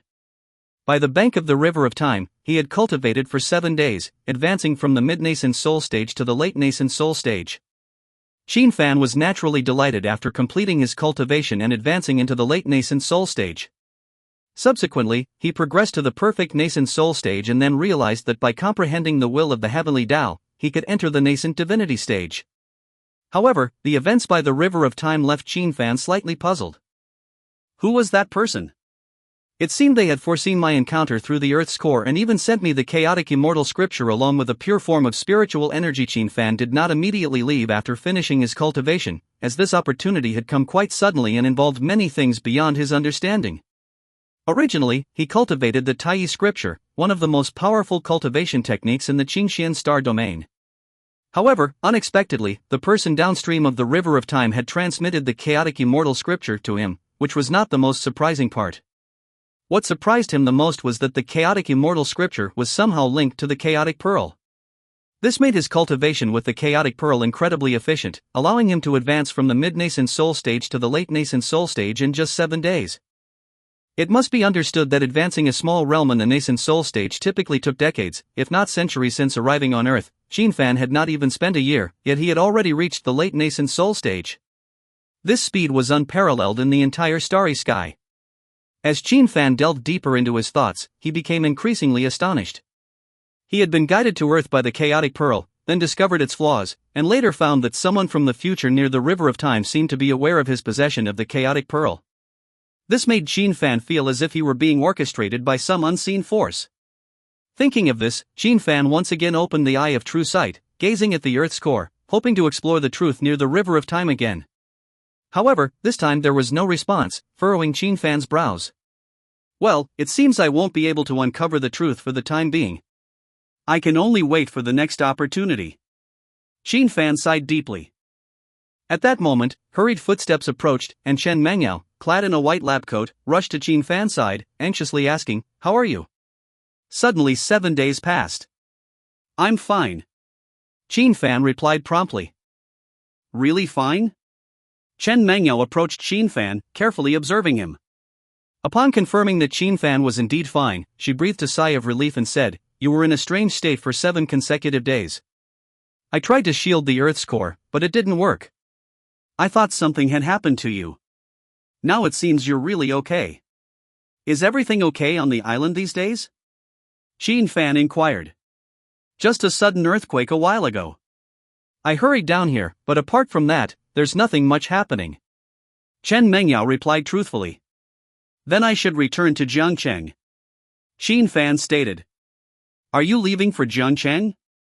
Chen Mengyao felt a slight sense of loss upon hearing this. "Yes, I promised to come here for a mission, originally planned for 7 to 10 days, and it should have been quite a bit longer now. It's time to go back," Qin Fan explained. Chen Mengyao pursed her lips, then said, "I'll go with you." "You don't need to stay on Tianyun Island?" Qin Fan asked in surprise. "The experiment is over, and I can naturally leave. Besides, the Earth's core will be relocated, so I naturally have to leave. Apart from research, I have many other things to do," Chen Mengyao replied as she looked at Qin Fan. "All right, but if we're going together, are we heading to Jiangcheng?" Qin Fan asked. "I'm going back to Dongdu," Chen Mengyao said. "Oh." Qin Fan responded, "Let's go then." With that, the two of them left the experimental base together, while the Earth's core military department would send a specialist to relocate it. As for where it would be relocated, that was naturally classified. As for Qin Fan's future desire to observe the Earth's core, he could coordinate with Chen Mengyao. Soon, after experiencing a series of events on Tianyun Island, Qin Fan embarked on the journey back to Jiangcheng. About the matter of you killing Yi Zifeng, the Yi family already knows. On the boat, Chen Mengyao suddenly said to Qin Fan. "Well, they know what they know, nothing major." Qin Fan responded casually. Chen Mengyao wasn't surprised by Qin Fan's reaction, so she continued, "Yi Zifeng's actions on the island were all recorded in video format and handed over to the Yi family. The military department then determined that Yi Zifeng had committed many violations, and even treason, so he was convicted. The Yi family accepted their guilt regarding Yi Zifeng's death. However, I'm not sure if they will seek revenge on you. Whatever. Xin Fan responded indifferently. Chen Mengyao didn't dwell on the matter of the Yi family and casually started chatting with Xin Fan, inquiring about the information he had obtained from the Earth's core. The information I've received has left me baffled. I can only hope to uncover the truth if the opportunity arises next time, Xin Fan remarked. Xin Fan certainly wouldn't explain to Chen Mengyao what he had encountered through the eye of true sight, as even he couldn't comprehend it. Not only did Chen Mengyao not understand, but he himself couldn't either. There really is a mysterious individual in the future sending messages to this era. Then we'll wait for next time, Chen Mengyao said, then looped her arm around Xin Fan's shoulder. What are you doing? Xin Fan asked when he saw Chen Mengyao leaning intimately against him. Chen Mengyao immediately became displeased upon hearing this and retorted angrily, "Are you planning to deny everything?" "Deny what?" Xin Fan asked. "You." Chen Mengyao became furious in an instant. This jerk was going to pretend like nothing happened after sleeping with her. "You slept with me, don't you want to acknowledge it? Do you mean to become my woman?" Xin Fan asked. Upon hearing this, Chen Mengyao was speechless. "You slept with me, shouldn't you marry me?" "Marry you?" Xin Fan was stunned. Though they had slept together, Xin Fan had never considered this, as he had been cultivating for over 200 years and had dual cultivated with over a dozen women. Should he marry her for this reason? "Are you kidding me? Then there would be countless partners." "Yes." Chen Mengyao immediately affirmed. "I hadn't thought of marrying you, but I'll provide you with enough benefits." "You can rest assured," Xin Fan said earnestly. Chen Mengyao face immediately turned cold. "You really are a scoundrel." Xin Fan felt somewhat helpless and could only say, "Actually, even if I wanted to marry you, I couldn't. I'm already married. I'm already married." These 5 words stunned Chen Mengyao, who stared blankly at Xin Fan. After a while, she finally reacted and asked, "What did you say? You're married?" "Yes, I've gotten married," Xin Fan replied. Upon hearing this, Chen Mengyao flew into a rage, cursing loudly, "You scumbag." Then, she got up in a huff and walked over to sit next to Lu Jun. Xin Fan shrugged and sighed inwardly. These women on Earth are indeed more troublesome than those in the cultivation world. How can they expect marriage after just one dual cultivation? If that's the case, won't I end up with a harem? Upon the warship's docking, Xin Fan was respectfully escorted off the vessel by military personnel. Waiting ashore were military vehicles, ready to transport him back home. Xin Fan. As Xin Fan prepared to embark on the vehicle, Chen Mengyao halted him. "Since you've obtained your license," Chen Mengyao, who hadn't spoken to Xin Fan since he mentioned it, hurriedly approached as he was about to leave. "Why not?" Xin Fan inquired. Chen Mengyao gazed at him for a moment before saying, "Come visit me in the eastern capital when you have time." "Very well," Xin Fan replied. With that, Chen Mengyao said no more and swiftly departed with Lu Jun for the eastern capital. Meanwhile, Xin Fan was escorted by military vehicles back to Mirror Lake Garden. As Xin Fan reached his doorstep, a slight frown creased his brow. He sensed a sudden drop in temperature within the entire villa. "Xiao Fan, you've finally returned." At that moment, seeing Xin Fan's return, Mrs. Wang hurried over, her expression somewhat anxious. "What's wrong? Why is it so cold inside?" Xin Fan immediately inquired upon seeing Mrs. Wang.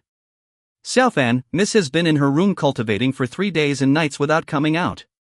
Just this morning, the entire villa experienced the same abrupt change in temperature as you felt. I wanted to break in and check, but I couldn't open the door. Moreover, it's extremely cold near Mrs. room. I'm at a loss, and now that you're back, perhaps you can help." Mrs. Wang explained anxiously. Upon hearing this, Xin Fan's expression shifted slightly, and he immediately extended his consciousness towards Lin Ching Yan's room. After scanning Lin Ching Yan's room and observing everything, his expression changed subtly. He quickly went upstairs to Lin Ching Yan's room. As he approached, a chilling aura emanated, visible as thick frost formed on the door. Xin Fan promptly struck the door, shattering it. Crash! As the door shattered, a wave of intense cold surged from within, causing frost to form throughout the rest of the villa. How could this happen? Mrs. Wang looked towards Lin Ching Yan's room, her face pale. Could something have happened to Miss? Lin Ching Yan's room resembled an ice cellar, with her body covered in a thick layer of ice. This is an awakening of her bloodline. She's fine, Qin Fan reassured. Bloodline awakening? Mrs. Wang's face registered confusion, but she quickly recalled the Lin family's matter. The Lin family possessed a special bloodline, though it seemed neither Lin Ching Yan's father nor grandfather had awakened theirs. Yet now, according to Qin Fan, Lin Ching Yan's Lin family bloodline had awakened. Leave it to me, Mrs. Wang, Qin Fan said. Very well, Mrs. Wang responded, then headed downstairs to stand guard. Entering Lin Ching Yan's room, Qin Fan felt as though he had stepped into an icy realm. Approaching Lin Ching Yan, who lay encased in ice, he shook his head and said, "You've been too hasty, this could lead to demonic interference." As he spoke, Qin Fan placed his hand on Lin Ching Yan, channeling a vast surge of mana. Crack! The ice on Lin Ching Yan's body shattered with a sound, crumbling before dissipating entirely. Lin Ching Yan then slumped onto the bed. Qin Fan lifted her, her body now cold to the touch and as pale as paper. Placing his hand on her forehead, a white light shimmered, and Lin Ching Yan's complexion gradually regained its color. Simultaneously, Qin Fan released a faint golden sphere of light. This gentle glow filled the room, and with it, the temperature slowly rose, causing the ice to melt away. Approximately half an hour later, Lin Ching Yan regained consciousness. Qin Fan? Lin Ching Yan opened her eyes and, seeing Qin Fan close by, blinked in confusion. Am I dreaming? No, you're not dreaming, Qin Fan replied. Have you found your qi sensitivity? Upon hearing Qin Fan's words, Lin Ching Yan immediately jumped up from his embrace, excitement evident in her voice. Yes, I found my qi sensitivity. Do you recall what happened after you found it? Qin Fan inquired. Lin Ching Yan pondered for a moment before shaking her head. I can't quite remember, it's as if I fell asleep. You didn't fall asleep, something unexpected occurred, Qin Fan explained to Lin Ching Yan about her bloodline. Lin Ching Yan listened in a daze, as Qin Fan's words unfolded like a captivating tale. Bloodline? You're saying my bloodline awakened within me? Lin Ching Yan asked. Qin Fan grasped Lin Ching Yan's hand, channeling mana into her body. However, he furrowed his brow. Strange, it seems to have subsided again. Subsided again? Lin Ching Yan was puzzled once more. Freezing this place, you wouldn't have been able to do that with just qi cultivation at your current level, you must rely on the power of your bloodline, but I just checked, and it seems the bloodline's power has once again subsided. Qin Fan explained. Lin Ching Yan, unable to grasp everything, asked, qi cultivation? Yes, you've reached the qi cultivation stage. In martial terms, you're much stronger than those in the mid-stage of the acquired realm, Qin Fan affirmed. Qi cultivation? Isn't that cultivation of immortality? Genuine immortality? Lin Ching Yan asked, her expression peculiar. Don't you think so? Qin Fan inquired. I thought it would be like in the movies, where I'm cultivating internal energy, Lin Ching Yan said incredulously. One could say that, after all, qi cultivation is cultivating true energy. Just consider it as cultivating internal energy, Qin Fan suggested. Lin Ching Yan still appeared confused, but according to Qin Fan's explanation, her current strength seemed commendable while you were cultivating. Did you feel anything, especially at the moment you sensed qi? Did anything happen? Qin Fan asked. Normally, the awakened bloodline wouldn't subside, but now that it had, Qin Fan was puzzled. He could only ask Lin Ching Yan for insight. Lin Ching Yan delved into her memories, and after a moment, she seemed to recall something. At the moment I sensed qi, I seemed to have seen a blue bird, and then I felt like I fell asleep, and I don't remember what happened after that. Upon hearing this, Qin Fan pondered.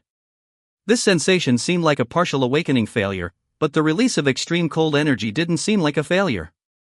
Awakening, yet not fully awakened? Is such a state possible? Qin Fan wondered silently. However, what did Lin Ching Yan mean by the blue bird? The divine ice phoenix? What's wrong? Lin Ching Yan asked at this moment. Nothing, Qin Fan shook his head and replied, in your future cultivation, try not to rush. But I couldn't help it. I was so excited when I sensed qi, so I became a bit impatient, Lin Ching Yan said somewhat embarrassedly. I'll guide you in your cultivation, and then I'll pass on a suitable technique for you, Xin Fan suggested. Since Lin Ching Yan's bloodline was related to ice-cold power, it seemed best to teach her similar techniques. Okay, Lin Ching Yan nodded, then continued, since you've just returned, would you like to, What? Xin Fan asked. I mean, would you like to go out for, a date? Lin Ching Yan's face flushed slightly. Sure, Xin Fan agreed readily. Having reached the late stage of the nascent soul realm on Tianyun Island, he needed to accelerate his comprehension of the heavenly will to transcend the mortal and become divine. Now that he had returned to the city, this date seemed like a good idea, so he accepted. Great, Lin Ching Yan smiled mischievously. At dusk, Jiangqing Airport, Xiang Yingdong stood with a group of people. Soon, a private plane landed smoothly on the runway, and a young gentleman, accompanied by several followers, disembarked. Seeing the gentleman descending from the plane, Xiang Yingdong's face lit up with a smile as he approached, greeting, Fei Chen, welcome, welcome. Calling me by my name? That's quite audacious. Before Xiang Yingdong's words had even settled, a woman beside the gentleman strode forward, coldly rebuking him. The woman, clad in professional attire, had average looks but an exceptional physique, exuding a wild yet athletic aura, clearly a martial artist. The smile vanished from Xiang Yingdong's face as he stared blankly at the woman before him. Miss Chen, Mr. Yingdong is also my elder, you cannot be disrespectful towards him. The gentleman named Fei Chen spoke with a smile. Indeed, but with his attitude, he fails to acknowledge his place. As a collateral son-in-law of the Chu family, he's nothing but a dog to our family. Addressing you directly by name is a sign of disrespect. The woman named Chen Chen stated coldly. Fei Chen merely chuckled at her words and said, then let's teach him a lesson and put him in his place. Yes. Chen Chen replied. With that, she stepped forward and swiftly slapped Xiang Yingdong across the face. Slap, slap, slap. 3 consecutive slaps rang out, leaving Xiang Yingdong seeing stars and his face swollen. After the slaps, Chen Chen coldly said to Xiang Yingdong, do you understand your position now? Yet, Xiang Yingdong dared not complain. Instead, he smiled and said, Miss Chen's lesson is well received. I am Xiang Yingdong, and I've had the honor of meeting Chu young master.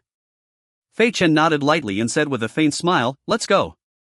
With that, he strode forward, and the others followed suit, boarding the car. Master Dong. Inside the car, Xiang Yingdong's bodyguard, Su Yang, who originally protected Xiang Shui, was now full of discontent. This was too arrogant, merely calling out a name resulted in such treatment. Xiang Yingdong touched his still stinging cheek and said, Su Yang, this is the Chu family of the 5 great families of Xia country. Although I have amassed considerable wealth in Jiangnan and gathered my own forces, earning the title of Master Dong in Jiangnan, in the eyes of the Chu family, I am nothing. Moreover, I am but a collateral son-in-law. In their eyes, I am even more insignificant. Su Yang fell silent at his words. Chu Fei Chen, the 3rd young master of the Chu family, was 27 years old this year, overseeing several listed companies for the Chu family. The sales of Tianjin Company's Red Charm and Evergreen Elixir were extremely hot, catching the attention of the Chu family. They hoped to collaborate. As a collateral son-in-law of the Chu family, and knowing people from Tianjin Company and Jiangnan, the Chu family naturally sought him out. In the eyes of the Chu family, Xiang Yingdong could be of use, which was his honor. At the airport, merely calling out Chu Fei Chen's name, even though Xiang Yingdong was considered Chu Fei Chen's senior, was crossing the line in the eyes of the Chu family. Although it was a trivial matter, crossing the line required punishment. After all, in Chu Fei Chen's eyes, a dog should know its place. If it fails to do so, it must be disciplined. Soon, the convoy stopped at Jiangqing's most luxurious club, the Prosperous Era nightclub. Master Dong, is this the place you arranged for the young master tonight? Chen Chen asked coldly after getting out of the car. Yes, this is Jiangqing's top club. I made arrangements according to the 3rd young master's preferences, Xiang Yingdong replied with a smile. How tacky, Chen Chen remarked. It's passable for a diversion, Chu Fei Chen said casually, then led the group into the club. Inside the Prosperous Era nightclub, a group of people awaited Chu Fei Chen's arrival. As a distinguished figure, Chu Fei Chen's visit was met with a warm reception. Upon learning of Chu Fei Chen's visit, Xiang Yingdong had made arrangements according to his interests and preferences. As for Chu Fei Chen's preferences, it was nothing other than women. Chu Sanxiao, this way, I've already made arrangements, Xiang Yingdong said. With that, Xiang Yingdong led Chu Fei Chen's entourage into the private room. Not long after Xiang Ningdong's group entered the private room, Qin Fan and Lin Ching Yan walked into the prosperous era nightclub. "Are we here to sing?" Qin Fan asked. "Yeah, since you couldn't think of anything else to do, let's sing," Lin Ching Yan nodded. Qin Fan had agreed to go out on a date with Lin Ching Yan that night, but he hadn't thought of what exactly they would do. After pondering for a while, they decided to go shopping, but halfway through, Lin Ching Yan suddenly felt like singing, so they ended up at Jiangqing's best entertainment venue, the prosperous era nightclub. "Let's go in then," Qin Fan said. The two of them then entered the nightclub. "Excuse me, sir, is your last name Qin?" Immediately after Qin Fan and Lin Ching Yan entered the nightclub, a female hostess asked nervously. "Do you know me?" Qin Fan nodded. "How does she know your last name? You don't come here every day, do you?" Lin Ching Yan asked, somewhat annoyed. "How could that be?" "Today is my first time here," Qin Fan said. Lin Ching Yan naturally didn't believe him, so she looked at the hostess, who said, "Mr. Qin, what would you like to do tonight?" "Arrange a place for singing," Qin Fan said. "Right this way, please."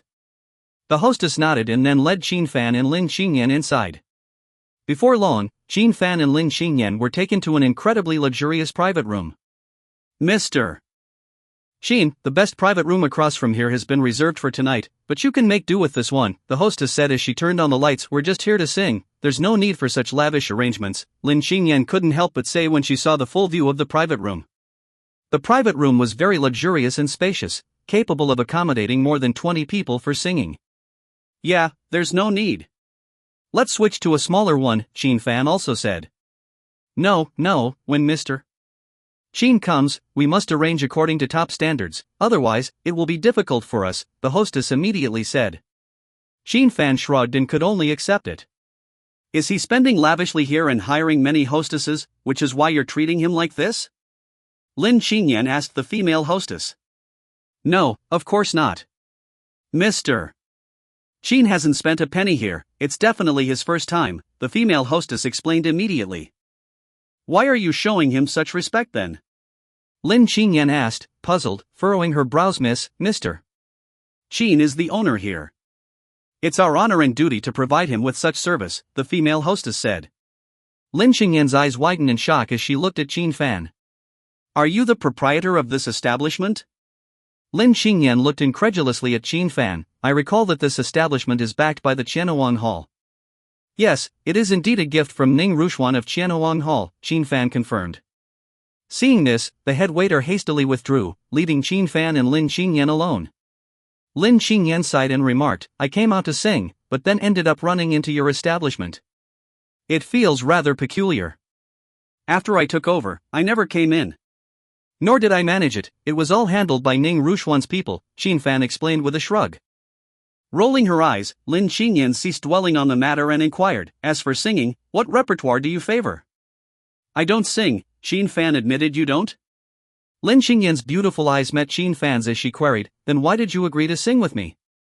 "You seemed pleased, so I came over." "Just listening to you sing is enough," Qin Fan replied. Upon hearing Qin Fan's reason for joining her, Lin Ching Yan felt a warmth in her heart. "In that case," she said, "I'll teach you later." "All right," Qin Fan acquiesced, settling onto the sofa. Meanwhile, Lin Ching Yan chose a classic song, Encounter, to perform.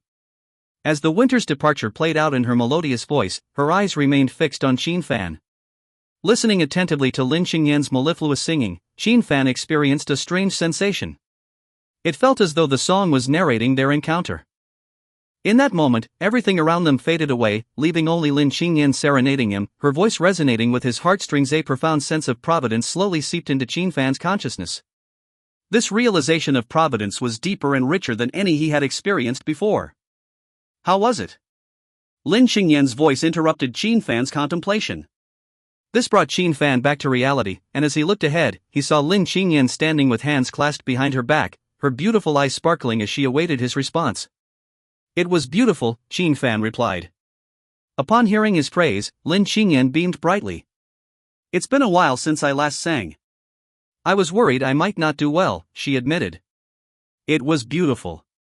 Please continue," Qin Fan urged. A single song had led him to a profound understanding of providence. So, he wanted Lin Ching Yan to continue singing. It can't be just me singing all the time, you should join in, Lin Ching Yan scolded gently. But I truly can't sing, Qin Fan insisted. I'll teach you. We'll sing together later, Lin Ching Yan said, taking Qin Fan's hand to teach him.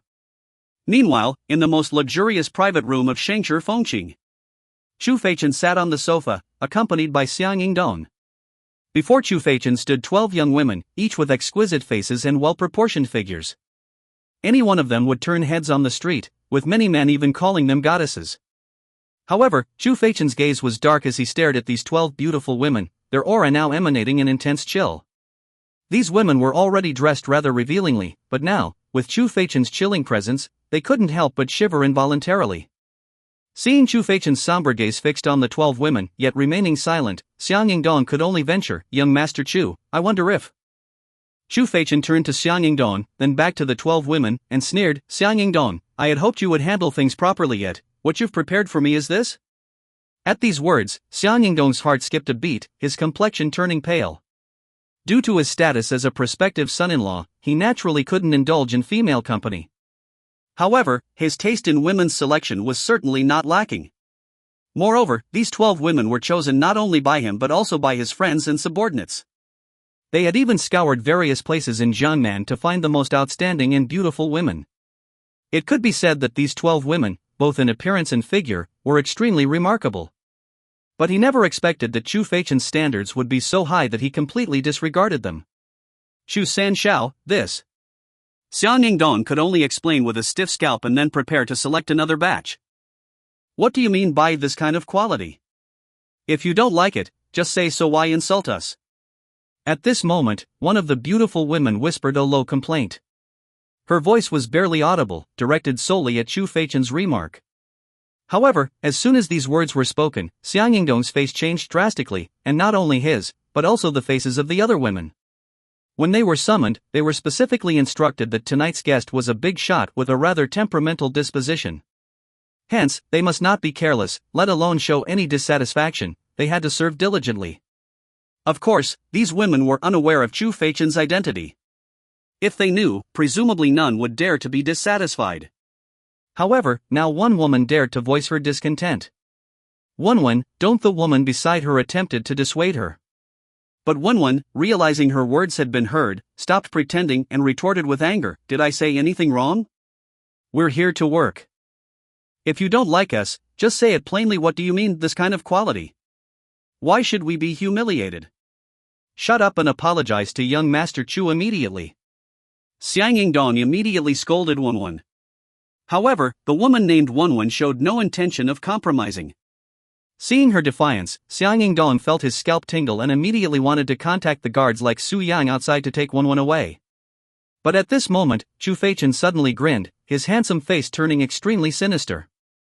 Then he said, "You're quite good, I've taken a liking to you." With these words, everyone present was stunned.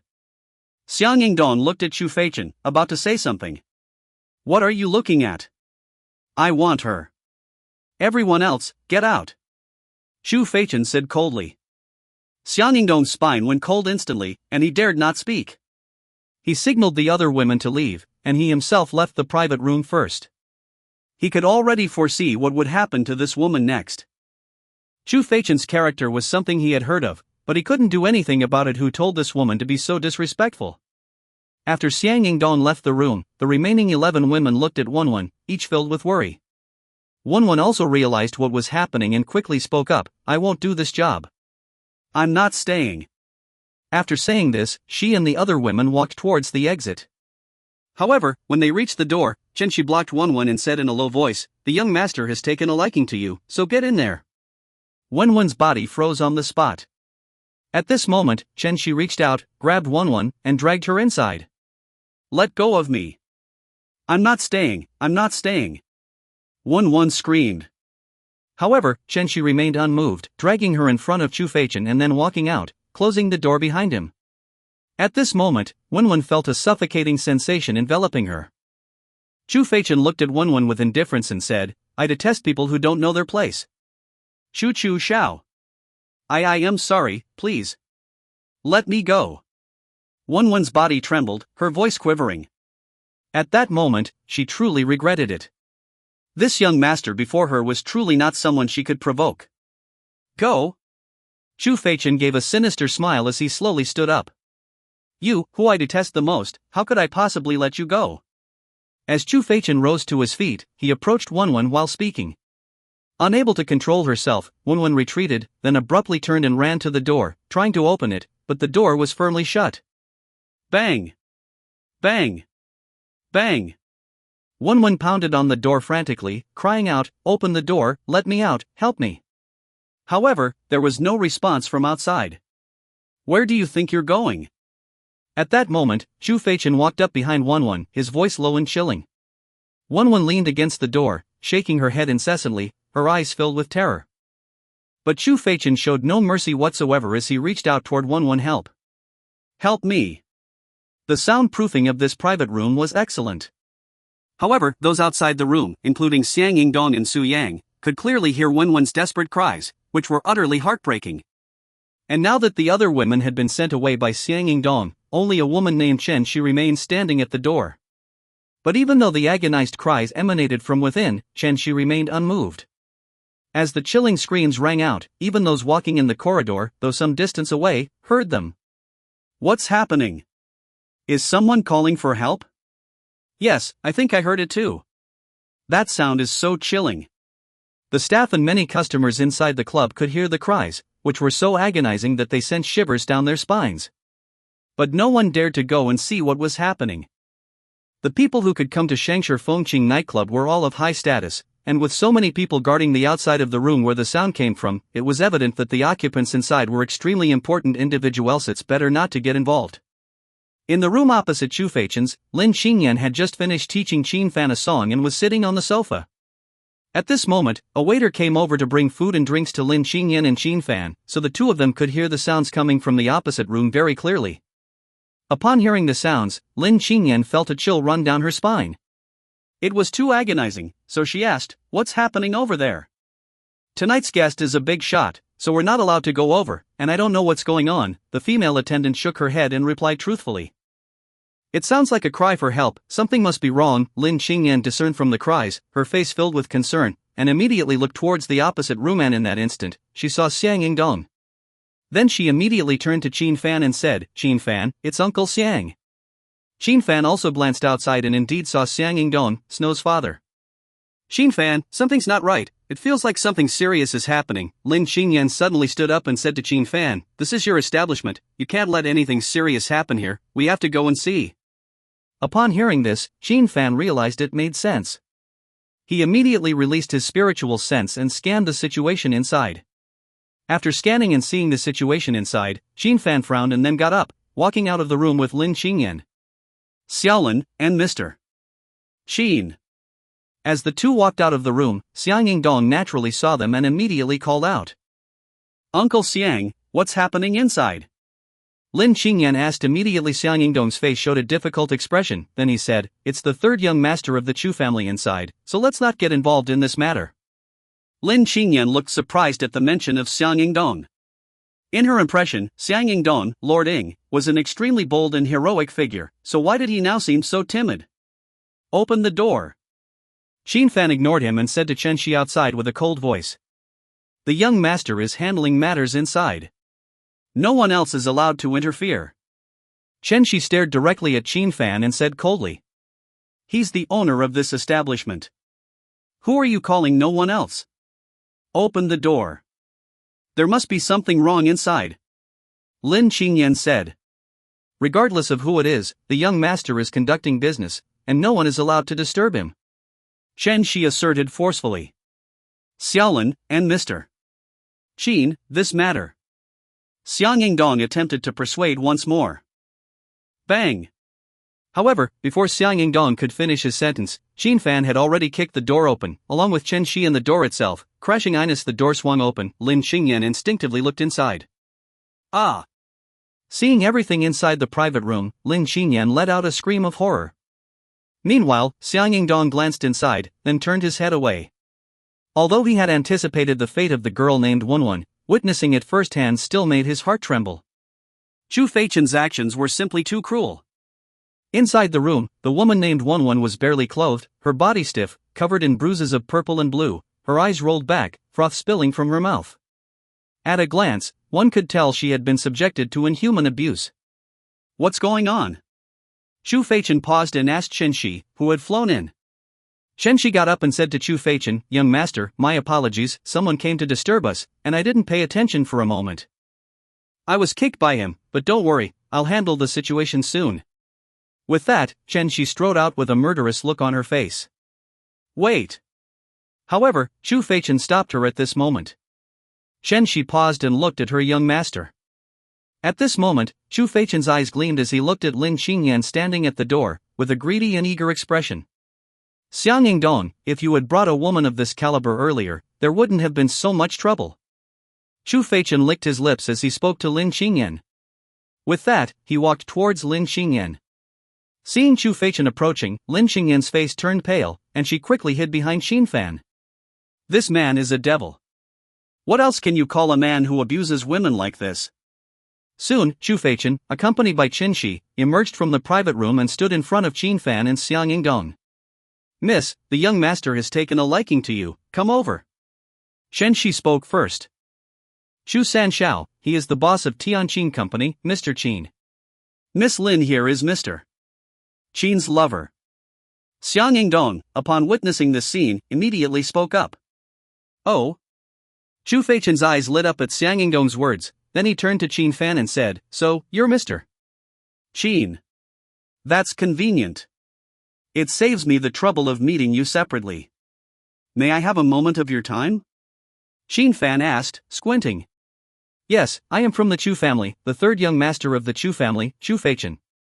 I came to Jiangcheng specifically to offer an opportunity for the Tianqin group to align with the Chu family of Xia Kingdom. Now that I've encountered you, I won't waste any time." "Let's get down to business," Chu Feichen stated. His face was filled with pride when he mentioned being the third young master of the Chu family of Xia Kingdom. Offer an opportunity for the Tianqin group to align with the Chu family of Xia Kingdom? Qin Fan raised an eyebrow and questioned. "I understand you may have doubts, and I've heard of your exploits, killing Hu Weixinxing, wiping out the Huahai royal family. However, all of this is inconsequential in the eyes of our Chu family.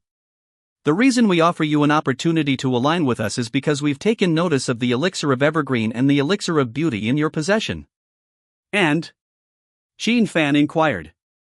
"The Chu family's proposal is to share profits with you on a 2-to-8 ratio. However, the woman by your side is exceptional. If you're willing to part with her, I can adjust the ratio to 3-to-7 in your favor," Chu Feichen said proudly, with his hands in his pockets. Before coming here, he had learned a lot about Qin Fan's actions. However, none of it mattered in his eyes or in the eyes of the Chu family. Therefore, to the Chu family, if the Tianqin group could collaborate with them, it would be a form of elevation. In Xia Kingdom, the status of the 5 major families was transcendent, and any corporation desired to collaborate with them now, exchanging one woman for a considerable profit share. The Chu family believed Qin Fan wouldn't refuse. After finishing his statement, Chu Feichen glanced at Chen Shi and immediately handed a contract prepared in advance to Qin Fan, saying, "You need not deliberate. It's your honor to align with the Chu family." However, Lin Ching Yan firmly held Qin Fan's hand, clearly discontent with Chu Feichen's terms and attitude, gesturing for Qin Fan to refuse. Qin Fan glanced at the contract, then raised his hand and clapped. Bang! Instantly, a burst echoed, and Chu Feichen's head exploded, splattering red and white matter everywhere, repulsively. Everyone was stunned by the sight. "You're seeking death." Chen Shi reacted first, immediately attacking Qin Fan. Without even looking, Qin Fan raised his hand and delivered another slap. Bang! Chen Shi was instantly turned into a mist of blood, dead. With the matter resolved, Qin Fan calmly said, "Call someone to clean this up." After slapping 2 people to death, Qin Fan blandly stated, "Also, give that girl a proper burial. Her family should compensate as necessary." With these words, everyone finally came back to their senses, looking at Qin Fan with a mix of shock and fear in their eyes. To have someone killed like that, especially when their identity was revealed, the third young master of the Chu family of the top 5 families in Xia Kingdom, was an act of audacity. Lin Ching Yan hid behind Qin Fan, feeling somewhat relieved. Because Qin Fan's way of handling things was simple and rough, just like when he said he would kill. As for Chu Feichen, he was so arrogant and tyrannical, and his actions were akin to those of a demon. He truly deserved no sympathy. Xiang Dongying stared blankly at Qin Fan. He guessed that Qin Fan wouldn't easily agree to the terms of collaboration, and surely they would discuss before reaching an agreement. After all, the other party was from the Chu family of Xia Kingdom. However, now Qin Fan had slapped Chu Feichin to death. If the Chu family sought revenge, they could come find him. But as for collaboration, Qin Fan made it clear, they could go as far away as possible. The Tianqin company wouldn't collaborate with anyone. Finishing his statement, Qin Fan turned to Lin Ching Yan and said, "There's no chance for the duet tonight." "Let's go." Lin Ching Yan nodded, then left with Qin Fan. Xiang Dongying watched the two leave, feeling complicated. He didn't know how to handle this situation and could only report it to the elders of the Chu family. As for keeping this matter secret, it was simply impossible. Even if he didn't inform the Chu family, someone else would. Unless Qin Fan killed everyone present. So Xiang Dongying left the Shangshi Fengqing nightclub with his men and got into a car. During the ride, he informed an elder of the Chu family about the incident. The next day, Qin Fan rose early and encountered Lin Ching Yan, clad in sportswear with her hair tied back, preparing to leave the villa. "What are you up to?" Qin Fan asked, wearing a puzzled expression. "I'm going to practice," Lin Ching Yan replied energetically. "Practice? Running?" Qin Fan's eyes widened as if he were looking at a fool. "What's with that look?" Lin Ching Yan sensed Qin Fan's gaze and immediately became displeased. "I just feel like I'm quite weak. If I were stronger, maybe I could have saved that innocent girl." "So, what does running have to do with it?" Qin Fan questioned. "Running is to exercise the body," Lin Ching Yan said, taking a few symbolic steps in place. "To truly exercise through running, you'd have to run at least 500 kilometers. Qin Fan stated. 500 kilometers? Lin Ching Yan was astonished. "Are you kidding? Can a person even run that far?" "I'll teach you cultivation. I thought about it last night and decided which technique to pass on to you," Qin Fan said. "Really?" Lin Ching Yan's eyes sparkled with excitement. "Yes," Qin Fan affirmed, then led Lin Ching Yan to the lake in the neighborhood. There was a gathering formation there. Qin Fan had repaired it after damaging it before and made some improvements. However, it was still rudimentary, serving as a makeshift solution. Following Qin Fan's instructions, Lin Ching Yan sat cross-legged in the center of the formation. "I'll pass on the Ice Cloud mysterious scripture to you. It should be the most suitable technique for you," Qin Fan said, then infused the Ice Cloud mysterious scripture into Lin Ching Yan's consciousness. The Ice Cloud mysterious scripture was the core technique of the Ice Cloud Fairy Palace in the Qingxian Star Domain, which only accepted female disciples. Therefore, it was the most suitable technique for female practitioners. Lin Ching Yan, being female, and with her bloodline seemingly related to the power of ice, made it absolutely perfect for her. As for how Qin Fan obtained it? It was simple. He obtained it while dual cultivating with a vice palace master of the Ice Cloud Fairy Palace. After imparting the technique, Qin Fan began guiding Lin Ching Yan in her cultivation, ensuring she didn't rush and avoid falling into demonic practices.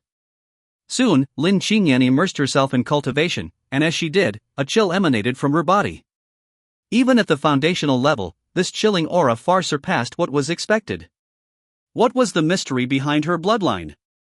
Qin Fan watched Lin Ching Yan cultivate, feeling extremely surprised. The extreme cold aura emitted by Lin Ching Yan currently far exceeded the level expected at the foundational stage, reaching the level of mid-stage foundational cultivation, equivalent to the 4th to 6th levels of foundational cultivation. However, when he used his consciousness to probe Lin Ching Yan's bloodline, he didn't sense a particularly strong bloodline power. Her bloodline power had not fully awakened. Over 100 years had passed. Mu Qin should have become the palace master by now. As Qin Fan watched Lin Ching Yan practice the Ice Cloud mysterious scripture, his thoughts drifted to the vice palace master of the Ice Cloud Fairy Palace. Time passed quickly. After about 2 hours of cultivation, Lin Ching Yan finished her practice. That felt so comfortable, even better than before. "This technique feels really suited to me," Lin Ching Yan expressed with joy after finishing her cultivation. Previously, she hadn't felt such a perfect fit with the longevity Dao scripture she practiced. This technique felt like it was tailor-made for her. "All right, next time we'll go to the villa on the top of Feihong Mountain. It's better for cultivation there," Qin Fan suggested as they walked back together. "That villa on Feihong Mountain, is it really yours?" Lin Ching Yan asked. "Yes," Qin Fan confirmed. Rolling her eyes, Lin Ching Yan said, "Where do you want to move next?" "Of course, that place has been modified by me. It's going to be a blessed land, but it's not finished yet. I'm planning to go there this afternoon," Qin Fan explained. With everything happening on Tianyun Island, he hadn't paid much attention to the changes there in quite some time. It was indeed time to take a look this afternoon. "I'll go with you," Lin Ching Yan said. "Okay," Qin Fan agreed. As they conversed, they returned to the villa.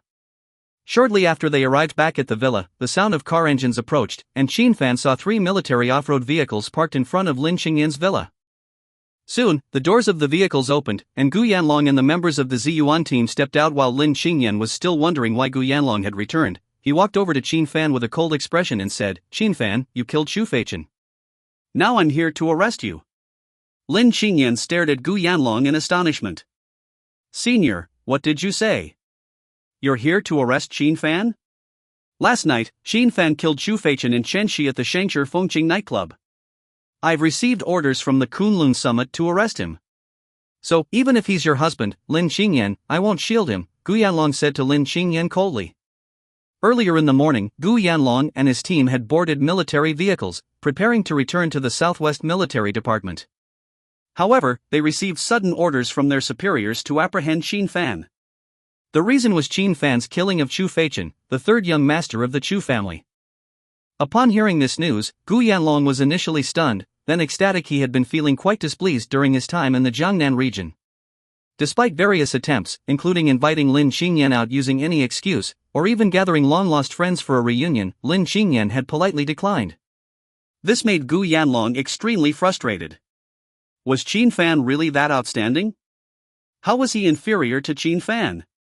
Now, unexpectedly receiving orders to capture Qin Fan happened to fall into his hands. He would definitely take Qin Fan back to the military department. What surprised him the most was that Qin Fan had dared to kill Chu Feichen of the Chu family. Chu Feichen was someone he would normally defer to out of respect, solely because his father was Chu Daiyao, a major general. This mission was personally ordered by Chu Daiyao himself. As long as he could apprehend Qin Fan, not only would he earn great merit within Kunlun, but he would also establish connections with the Chu family. Furthermore, he would receive the mentorship of Chu Daiyao, the commander-in-chief of Kunlun. Once Qin Fan was taken to the Kunlun military department, he would never be released, and Lin Ching Yan would be back in his hands. This was truly a win-win situation. Superior's orders? Chu family's orders? Qin Fan asked with a smirk. "Say whatever you want, but this time, you won't escape. Even if Lin Ching Yan is my junior, I won't show any mercy," Gu Yanlong declared with a strictly businesslike attitude, determined to apprehend Qin Fan. With his words, the Yuan team immediately moved to surround Qin Fan, preparing to apprehend him. "Senior, this situation isn't as you think. It was Chu Feichen who struck first, and he proposed various unreasonable conditions. You can't just listen to one side of the story." Lin Ching Yan, seeing the team approaching, hurriedly tried to intervene. "Lin Ching Yan, I know you want to protect your husband, but you need to understand, this is an order from the commander-in-chief of Kunlun. I can't go against it. And Qin Fan, who dares to kill indiscriminately, is definitely not a good person. You must not be led astray," Gu Yanlong said to Lin Ching Yan. "Senior, how can you be so unreasonable? There's always a reason behind things. You can't just assume Qin Fan is at fault," Lin Ching Yan said urgently. "Lin Ching Yan, you're disappointing me. How did you become so unable to distinguish right from wrong?" Gu Yanlong shook his head inside. "But this time, I'll definitely make you see your husband's true colors." "You!" Lin Ching Yan was exasperated. "Lin Ching Yan, I don't want to leave." "No one can take me away," Qin Fan said at this moment. Gu Yanlong sneered at Qin Fan. "Do you think you can stop the Yuan team with just a bit of skill?" As he spoke, the members of the Yuan team immediately moved to take action. Qin Fan didn't waste words, he simply decided to eliminate them all. However, just as he was about to act, the sound of urgent car engines came from afar. 3 official vehicles from the Public Security Bureau rushed over at great speed, then stopped abruptly, and the doors were swiftly opened. Then, the director of the Jiangcheng Public Security Bureau, Li Weidong, rushed over with his men. "Captain Gu, this matter needs to be handed over to our Jiangcheng Public Security Bureau." Li Weidong said to Gu Yanlong hurriedly upon arrival. Qin Fan is a cultivator. Apprehending such individuals has always been the responsibility of Kunlun. What's the Public Security Bureau meddling in? Gu Yanlong asked Li Weidong. Li Weidong straightened his posture and put on a professional smile.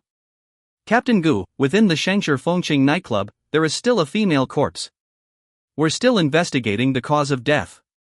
Since Mr. Xin and Miss Lin are witnesses, I need to bring Mr. Xin and Miss Lin back to the bureau for questioning after everything is resolved. We won't interfere with whatever decision you make regarding Mr. Xin was rendered speechless at Li Weidong's response. He could naturally see that Li Weidong was deliberately using this excuse to keep Qin Fan in Jiangchang. Mr. Xin, Miss Lin, regarding last night's incident, we need to conduct further investigation. Therefore, we hope that both of you can cooperate with our Public Security Bureau. Li Weidong said earnestly to Qin Fan and Lin Ching Yan. Qin Fan and Lin Ching Yan couldn't help but smile upon seeing Li Weidong's reaction. They could tell that Li Weidong was helping them. Okay, Qin Fan responded promptly. Sure, Lin Ching Yan agreed readily. With that, Qin Fan and Lin Ching Yan were about to leave with Li Weidong. Director Li, please don't interfere with our exercise of Kunlun's privileges. Gu Yanlong intervened bluntly. Saying this, the members of the Yuan team moved again. At the same time, the Public Security Bureau personnel also took action, protecting Qin Fan and Lin Ching Yan. That atmosphere immediately became tense between the two parties. Everyone here is working for the government, let's not act impulsively, Li Weidong quickly interjected. Director Li, you better understand, we are the Yuan team of Kunlun. We have the privilege to apprehend criminal cultivators bypassing the Public Security Bureau, Gu Yanlong emphasized again. Captain Gu, if you say so, then Jiangnan also has the Kunlun team. This matter should be entirely handled by the Jiangnan's Liren team. Li Weidong reminded. I received direct orders from my superiors, bypassing the Jiangnan military department. So, this matter is entirely the responsibility of our Yuan team. Gu Yanlong sneered. In that case, I'm not aware of this. We can only wait for the arrival of the Jiangnan military department personnel, Li Weidong immediately responded. Therefore, until the personnel from the Jiangnan military department arrive, Mr. Qin absolutely cannot leave with you. Li Weidong had rushed over because he had received orders from Xia Yangguang, the major general of the Jiangnan military department. Xia Yangguang's command was absolute, Qin Fan must not be taken away, and if possible, a conflict between Qin Fan and Gu Yanlong's Kunlun team should be avoided. After receiving the orders, Li Weidong hurried over. Now that Xia Yangguang is coming? Gu Yanlong asked. Yes, Li Weidong immediately responded. Upon hearing this, Gu Yanlong looked towards the direction where the military vehicle with the license plate Jiang Military 0001 was approaching. This was Xia Yangguang's vehicle. Soon after the vehicle stopped, Xia Yangguang and Bu Changgang stepped out. Xia Yangguang walked over, his gaze sharp as he looked at Gu Yanlong, who now wore a displeased expression. Captain Gu, the death of Chu Feichen will naturally be handled by Kunlun and Jiangnan. You need not concern yourself, Xia Yangguang said to Gu Yanlong without any hint of courtesy. Major General Xia, I received orders from General Chu himself, so I hope you won't make things difficult, Gu Yanlong said, hoping to use Chu Dayao's authority to pressure Xia Yangguang. I will personally explain to General Chu, Xia Yangguang said calmly. Gu Yanlong's expression darkened upon hearing this. He couldn't understand why Xia Yangguang was protecting Qin Fan like this. You see, he's here, Li Weidong said at this moment. Gu Yanlong looked over and saw Xia Yangguang and his entourage. General Chu is coming in person? Upon hearing Gu Yanlong's words, Xia Yangguang's expression immediately turned unpleasant. Yes, I just contacted the general, and he said he's on his way. Gu Yanlong's face was smiling at this moment. At the moment of Xia Yangguang's appearance, Gu Yanlong knew he couldn't take Qin Fan away. However, he didn't expect that a single phone call would turn everything around. Chu Dayao, General Chu, his status is not inferior to Xia Yangguang's. Not only is his status extremely high, but also his power is extremely strong. This general personally, Qin Fan must leave even if he doesn't want to. This made Gu Yanlong look at Qin Fan with a triumphant smile and said, Qin Fan, a country has its laws, you shouldn't violate the laws of the country. Now, no one can save you. Laws? Xin Fan sneered coldly. Gu Yanlong, let me teach you one thing, all laws and regulations can only bind the weak, the strong have always trampled upon rules. Upon hearing this, Gu Yanlong's face turned cold. Xin Fan, are you implying that you are ready to oppose the Xia country alone? There's nothing I can't do. Xin Fan said coldly. Upon hearing this, Xia Yangguang immediately broke out in a cold sweat. He had already learned about Xin Fan's affairs on Tianyun Island. This was a pillar of the country. How could he let Xin Fan oppose Xia country? Xia Yangguang was a little anxious and was about to speak. However, at this moment, the thunderous sound of helicopter rotors spinning came from the sky. As the sound approached, everyone looked up at the sky and saw a military helicopter flying towards them. The general is here. Xin Fan, I really want to see how you will trample upon the rules. Gu Yanlong sneered at Xin Fan, then arranged the welcoming formation with the Yuan squad. Seeing this scene, Xia Yangguang frowned. He never expected that General Chu Deyao would come in person. As for the others, facing General Chu Dayao's personal visit, they naturally prepared to welcome him. They saw the helicopter hovering in the sky about 100 meters high, then the cabin door opened, and a middle-aged man with a square face emerged from the helicopter, then he leaped into the air. Jumped directly down? Lin Ching Yan exclaimed in surprise when she saw the middle-aged man jump from a height of over 100 meters. Unlike Huaishanxing before, he was as light as a swallow, as if floating down from the sky, even as if strolling down from the sky. Such amazing lightness skill. Has Chu Deyao already reached the realm of the divine?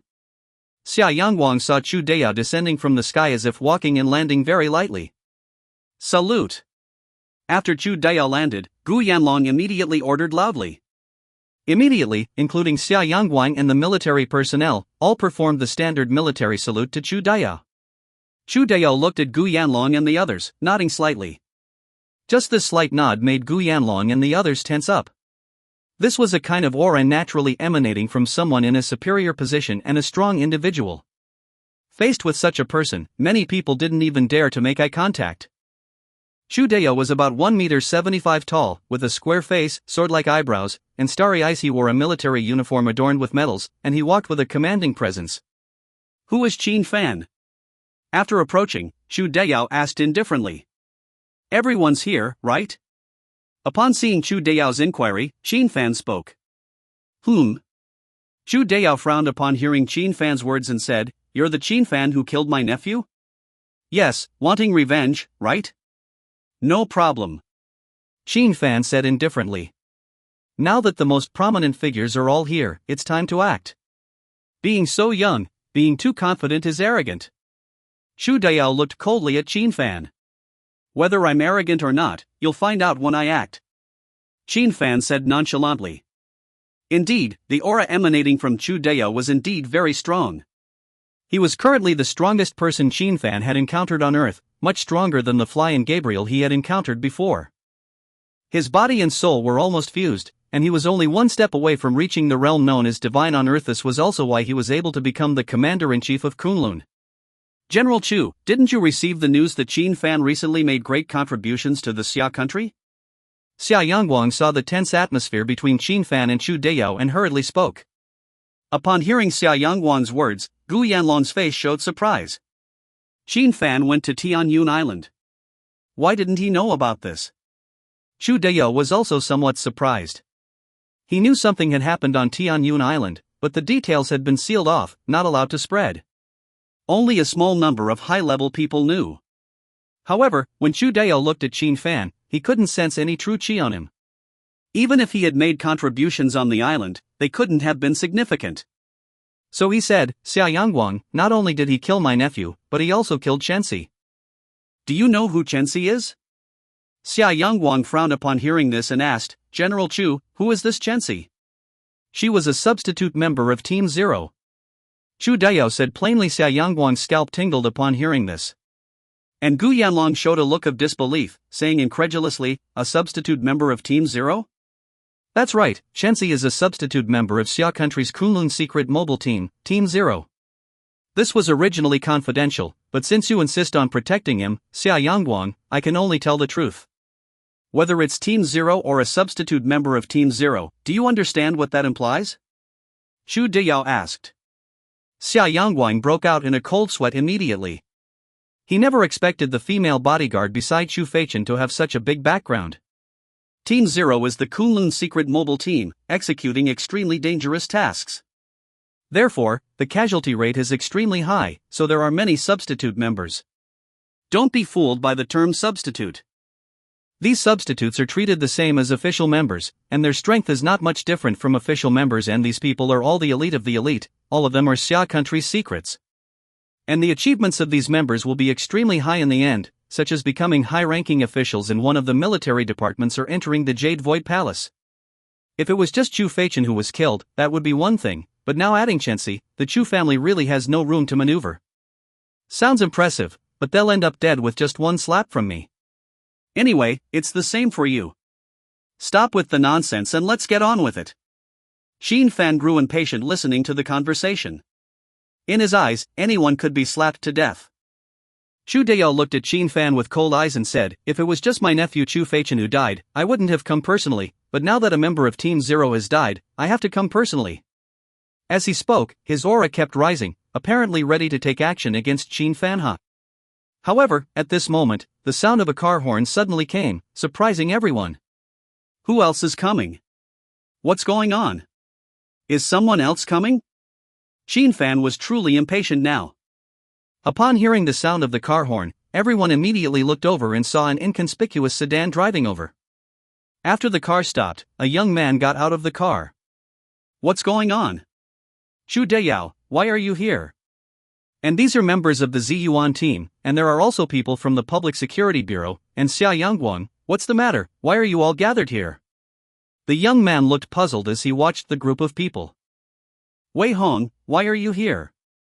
Chu Deyao looked at the newcomer, full of incredulity. Is today some auspicious day? Why did even Wei Hong from the Jade Void Palace come? Major General Wei, why did you come? Xia Yangguang greeted Wei Hong with great respect. He was a cornerstone figure of the Jade Void Palace, having achieved many great merits in battling strong opponents at the border, and he also originated from Team Zero. Chu Deyao and Wei Hong were both major generals, but in reality, because Wei Hong was from the Jade Void Palace, he was actually half a head higher than Chu Deyao. Are you here to congratulate General Qin in advance? Wei Hong asked with a puzzled expression. He was here on the orders of General Qin Ziyang to personally bring the appointment letter of the general. But this news was known to very few people. This matter was meant to be kept as secret as possible. General Qin? Chu Deyao looked puzzled. What General Qin? If a new general has been appointed in the military, why didn't I know about such a big event? Each general in the Xia country is extremely rare and holds a very high position, so every time a new general is appointed, it is undoubtedly a major event. He couldn't possibly not know. Thinking of this, his heart sank suddenly, and he looked at Xin Fan with some trepidation. Could it be him? Wei Hong frowned upon hearing this, then looked at Xin Fan and said, "We didn't want to make too much fuss about this matter, but since you're all here, I won't hide it anymore." This Xin Fan made great contributions, and his strength is formidable. Therefore, the higher-ups have decided to appoint him as a general and join the Jade Void Palace. As soon as Wei Hong said this, the whole scene fell silent. And Xin Fan also looked puzzled. When did he become a general? In the Xia country, generals are extremely rare, with only 5 in the entire country, each holding an exalted position. Each general has achieved extraordinary feats for the Xia country, walking the line between life and death. Think about it, those from the Jade Void Palace, each one of them possesses formidable strength, constantly fighting to protect the Xia country. Yet, not a single one has been appointed as a general. Now, Xin Fan is to be honored as a general of the Xia country, indicating his immense contributions to the nation. Moreover, Xin Fan's strength must be astonishing. Major General Wei, this can't be possible, are you mistaken? Gu Yanlong almost squeezed out these words from his throat. Xin Fan, the seemingly ordinary person, is now to be honored as a general of the Xia country and admitted into the Jade Void Palace. If he enters the Jade Void Palace, his status will only be second to that of the Palace Master. Entering the Jade Void Palace grants power far beyond imagination. No wonder you're so confident. Chu Deyao said in a trembling voice. He is also a major general now, but becoming a general is something he can never achieve in his lifetime, and now, this young man in his 20s has become a general of the Xia country, already a level above him. With such status, he can not only be confident but even arrogant. Wei Hong, why? Why was he appointed as a general? But Chu Daiyao still couldn't let go and asked. This is classified information, known only to very few people. But you should know in your heart, Qin Fan being appointed as a general is absolutely not a casual decision, nor is it permissible for anyone to doubt it. Wei Hong said firmly. Wei Hong also knew that these people would surely not believe it, but what Qin Fan had done was currently top secret, and everything that needed to be sealed off had been sealed off. Moreover, all the people on Tianyun Island were kept there and couldn't easily leave. So, within the Xia country, only the high-level officials knew about Qin Fan's feat of bringing back the submarine and reclaiming the Earth's core. Even someone of Chu Daiyao's level was not allowed to know. Chu Daiyao immediately fell silent. What happened on Tianyun Island? Why, how could this be? Gu Yanlong still didn't believe it. From the moment he first saw Qin Fan, he looked down on him from the bottom of his heart.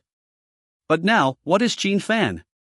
He is like the sun and moon in the sky, while he is just an ant on the ground, completely incomparable. Wei Hong looked at the reactions of these people and probably understood some things, so he asked, "What are you all gathered here for?" Li Weidong immediately stepped forward eagerly, seizing the opportunity to flatter Qin Fan. A general. This is a general. Just one sentence could make him rise to the top. After Li Weidong explained the situation, Chu Daiyao's expression became very unsightly, and Wei Hong's expression became even worse. It seems that the Chu family is a bit arrogant. They actually sent a member of Team Zero to be a bodyguard for their own offspring. After hearing Wei Hong's words, he looked at Chu Daiyao with some sarcasm. Chenxi was Chu Feichen's fiancé. Chu Daiyao spoke up. Oof. Wei Hong snorted coldly. Chu Daiyao, are you trying to fool me? Wei Hong, no matter what, now that Chenxi is dead, the matter must be resolved, right? Chu Daiyao didn't answer directly, but asked. If Chu Feichen is dead and your Chu family wants to seek revenge on General Qin, I won't stop you. But if you want to use the death of Chenxi to mobilize the military, forget about it. Wei Hong said coldly. Chu Daiyao immediately realized that it was impossible to rely on the military's power anymore. A general and a member of Team Zero, everyone knows how to choose between them. Farewell. Chu Daiyao could only grit his teeth and say reluctantly. Then, he used his light skills to leap into the air and actually flew into the helicopter above. Boom! However, in the moment he entered the aircraft, the helicopter in the sky exploded directly, and Chu Daiyao fell from the sky, looking disheveled. Everyone was shocked, not understanding what had happened. You threaten me and then want to leave, thinking I'm in a good mood? Just as everyone was stunned, Qin Fan's voice rang out. Upon hearing this, everyone understood that Qin Fan had just blown up the helicopter without the knowledge of the others.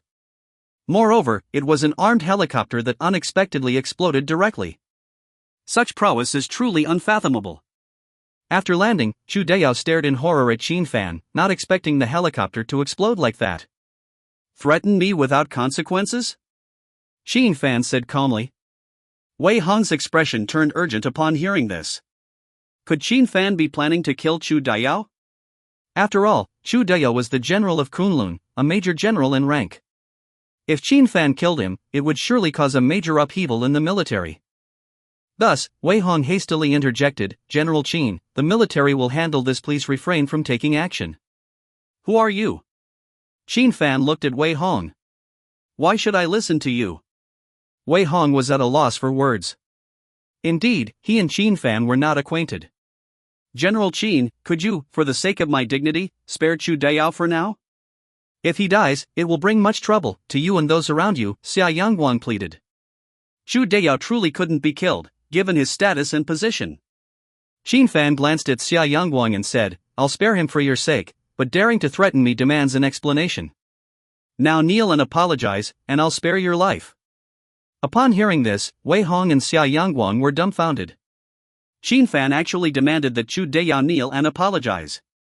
This was a major general, the general of Kunlun, and making him kneel for an apology would require the personal intervention of Qin Ziang and other high-ranking officials. However, Chu Daiyao likely had no choice now. With Qin Fan's power to casually destroy a helicopter, Chu Daiyao was not foolish. Moreover, Qin Fan had the recognition of both Qin Ziang and the top brass. He could indeed kill him. Bang! Reluctantly, Chu Daiyao's legs went weak, and he knelt before Qin Fan, saying, I was wrong this time. Please spare me, General Qin. Get lost. Qin Fan said coldly upon hearing this. Chu Deyao then left in a very embarrassed manner. Wei Hong and the others breathed a sigh of relief upon seeing Chu Deyao leave alive. He could adapt to high positions, even if kneeling would undoubtedly make him lose face. Gu Yanlong? After Chu Deyao left, Qin Fan's gaze shifted to Gu Yanlong. Gu Yanlong immediately tensed up, his voice trembling as he said, "General." General Qin, I was just following orders. You can't. Gu Yanlong, have you looked down on me since the first time you saw me? Qin Fan said with a half-smile. No.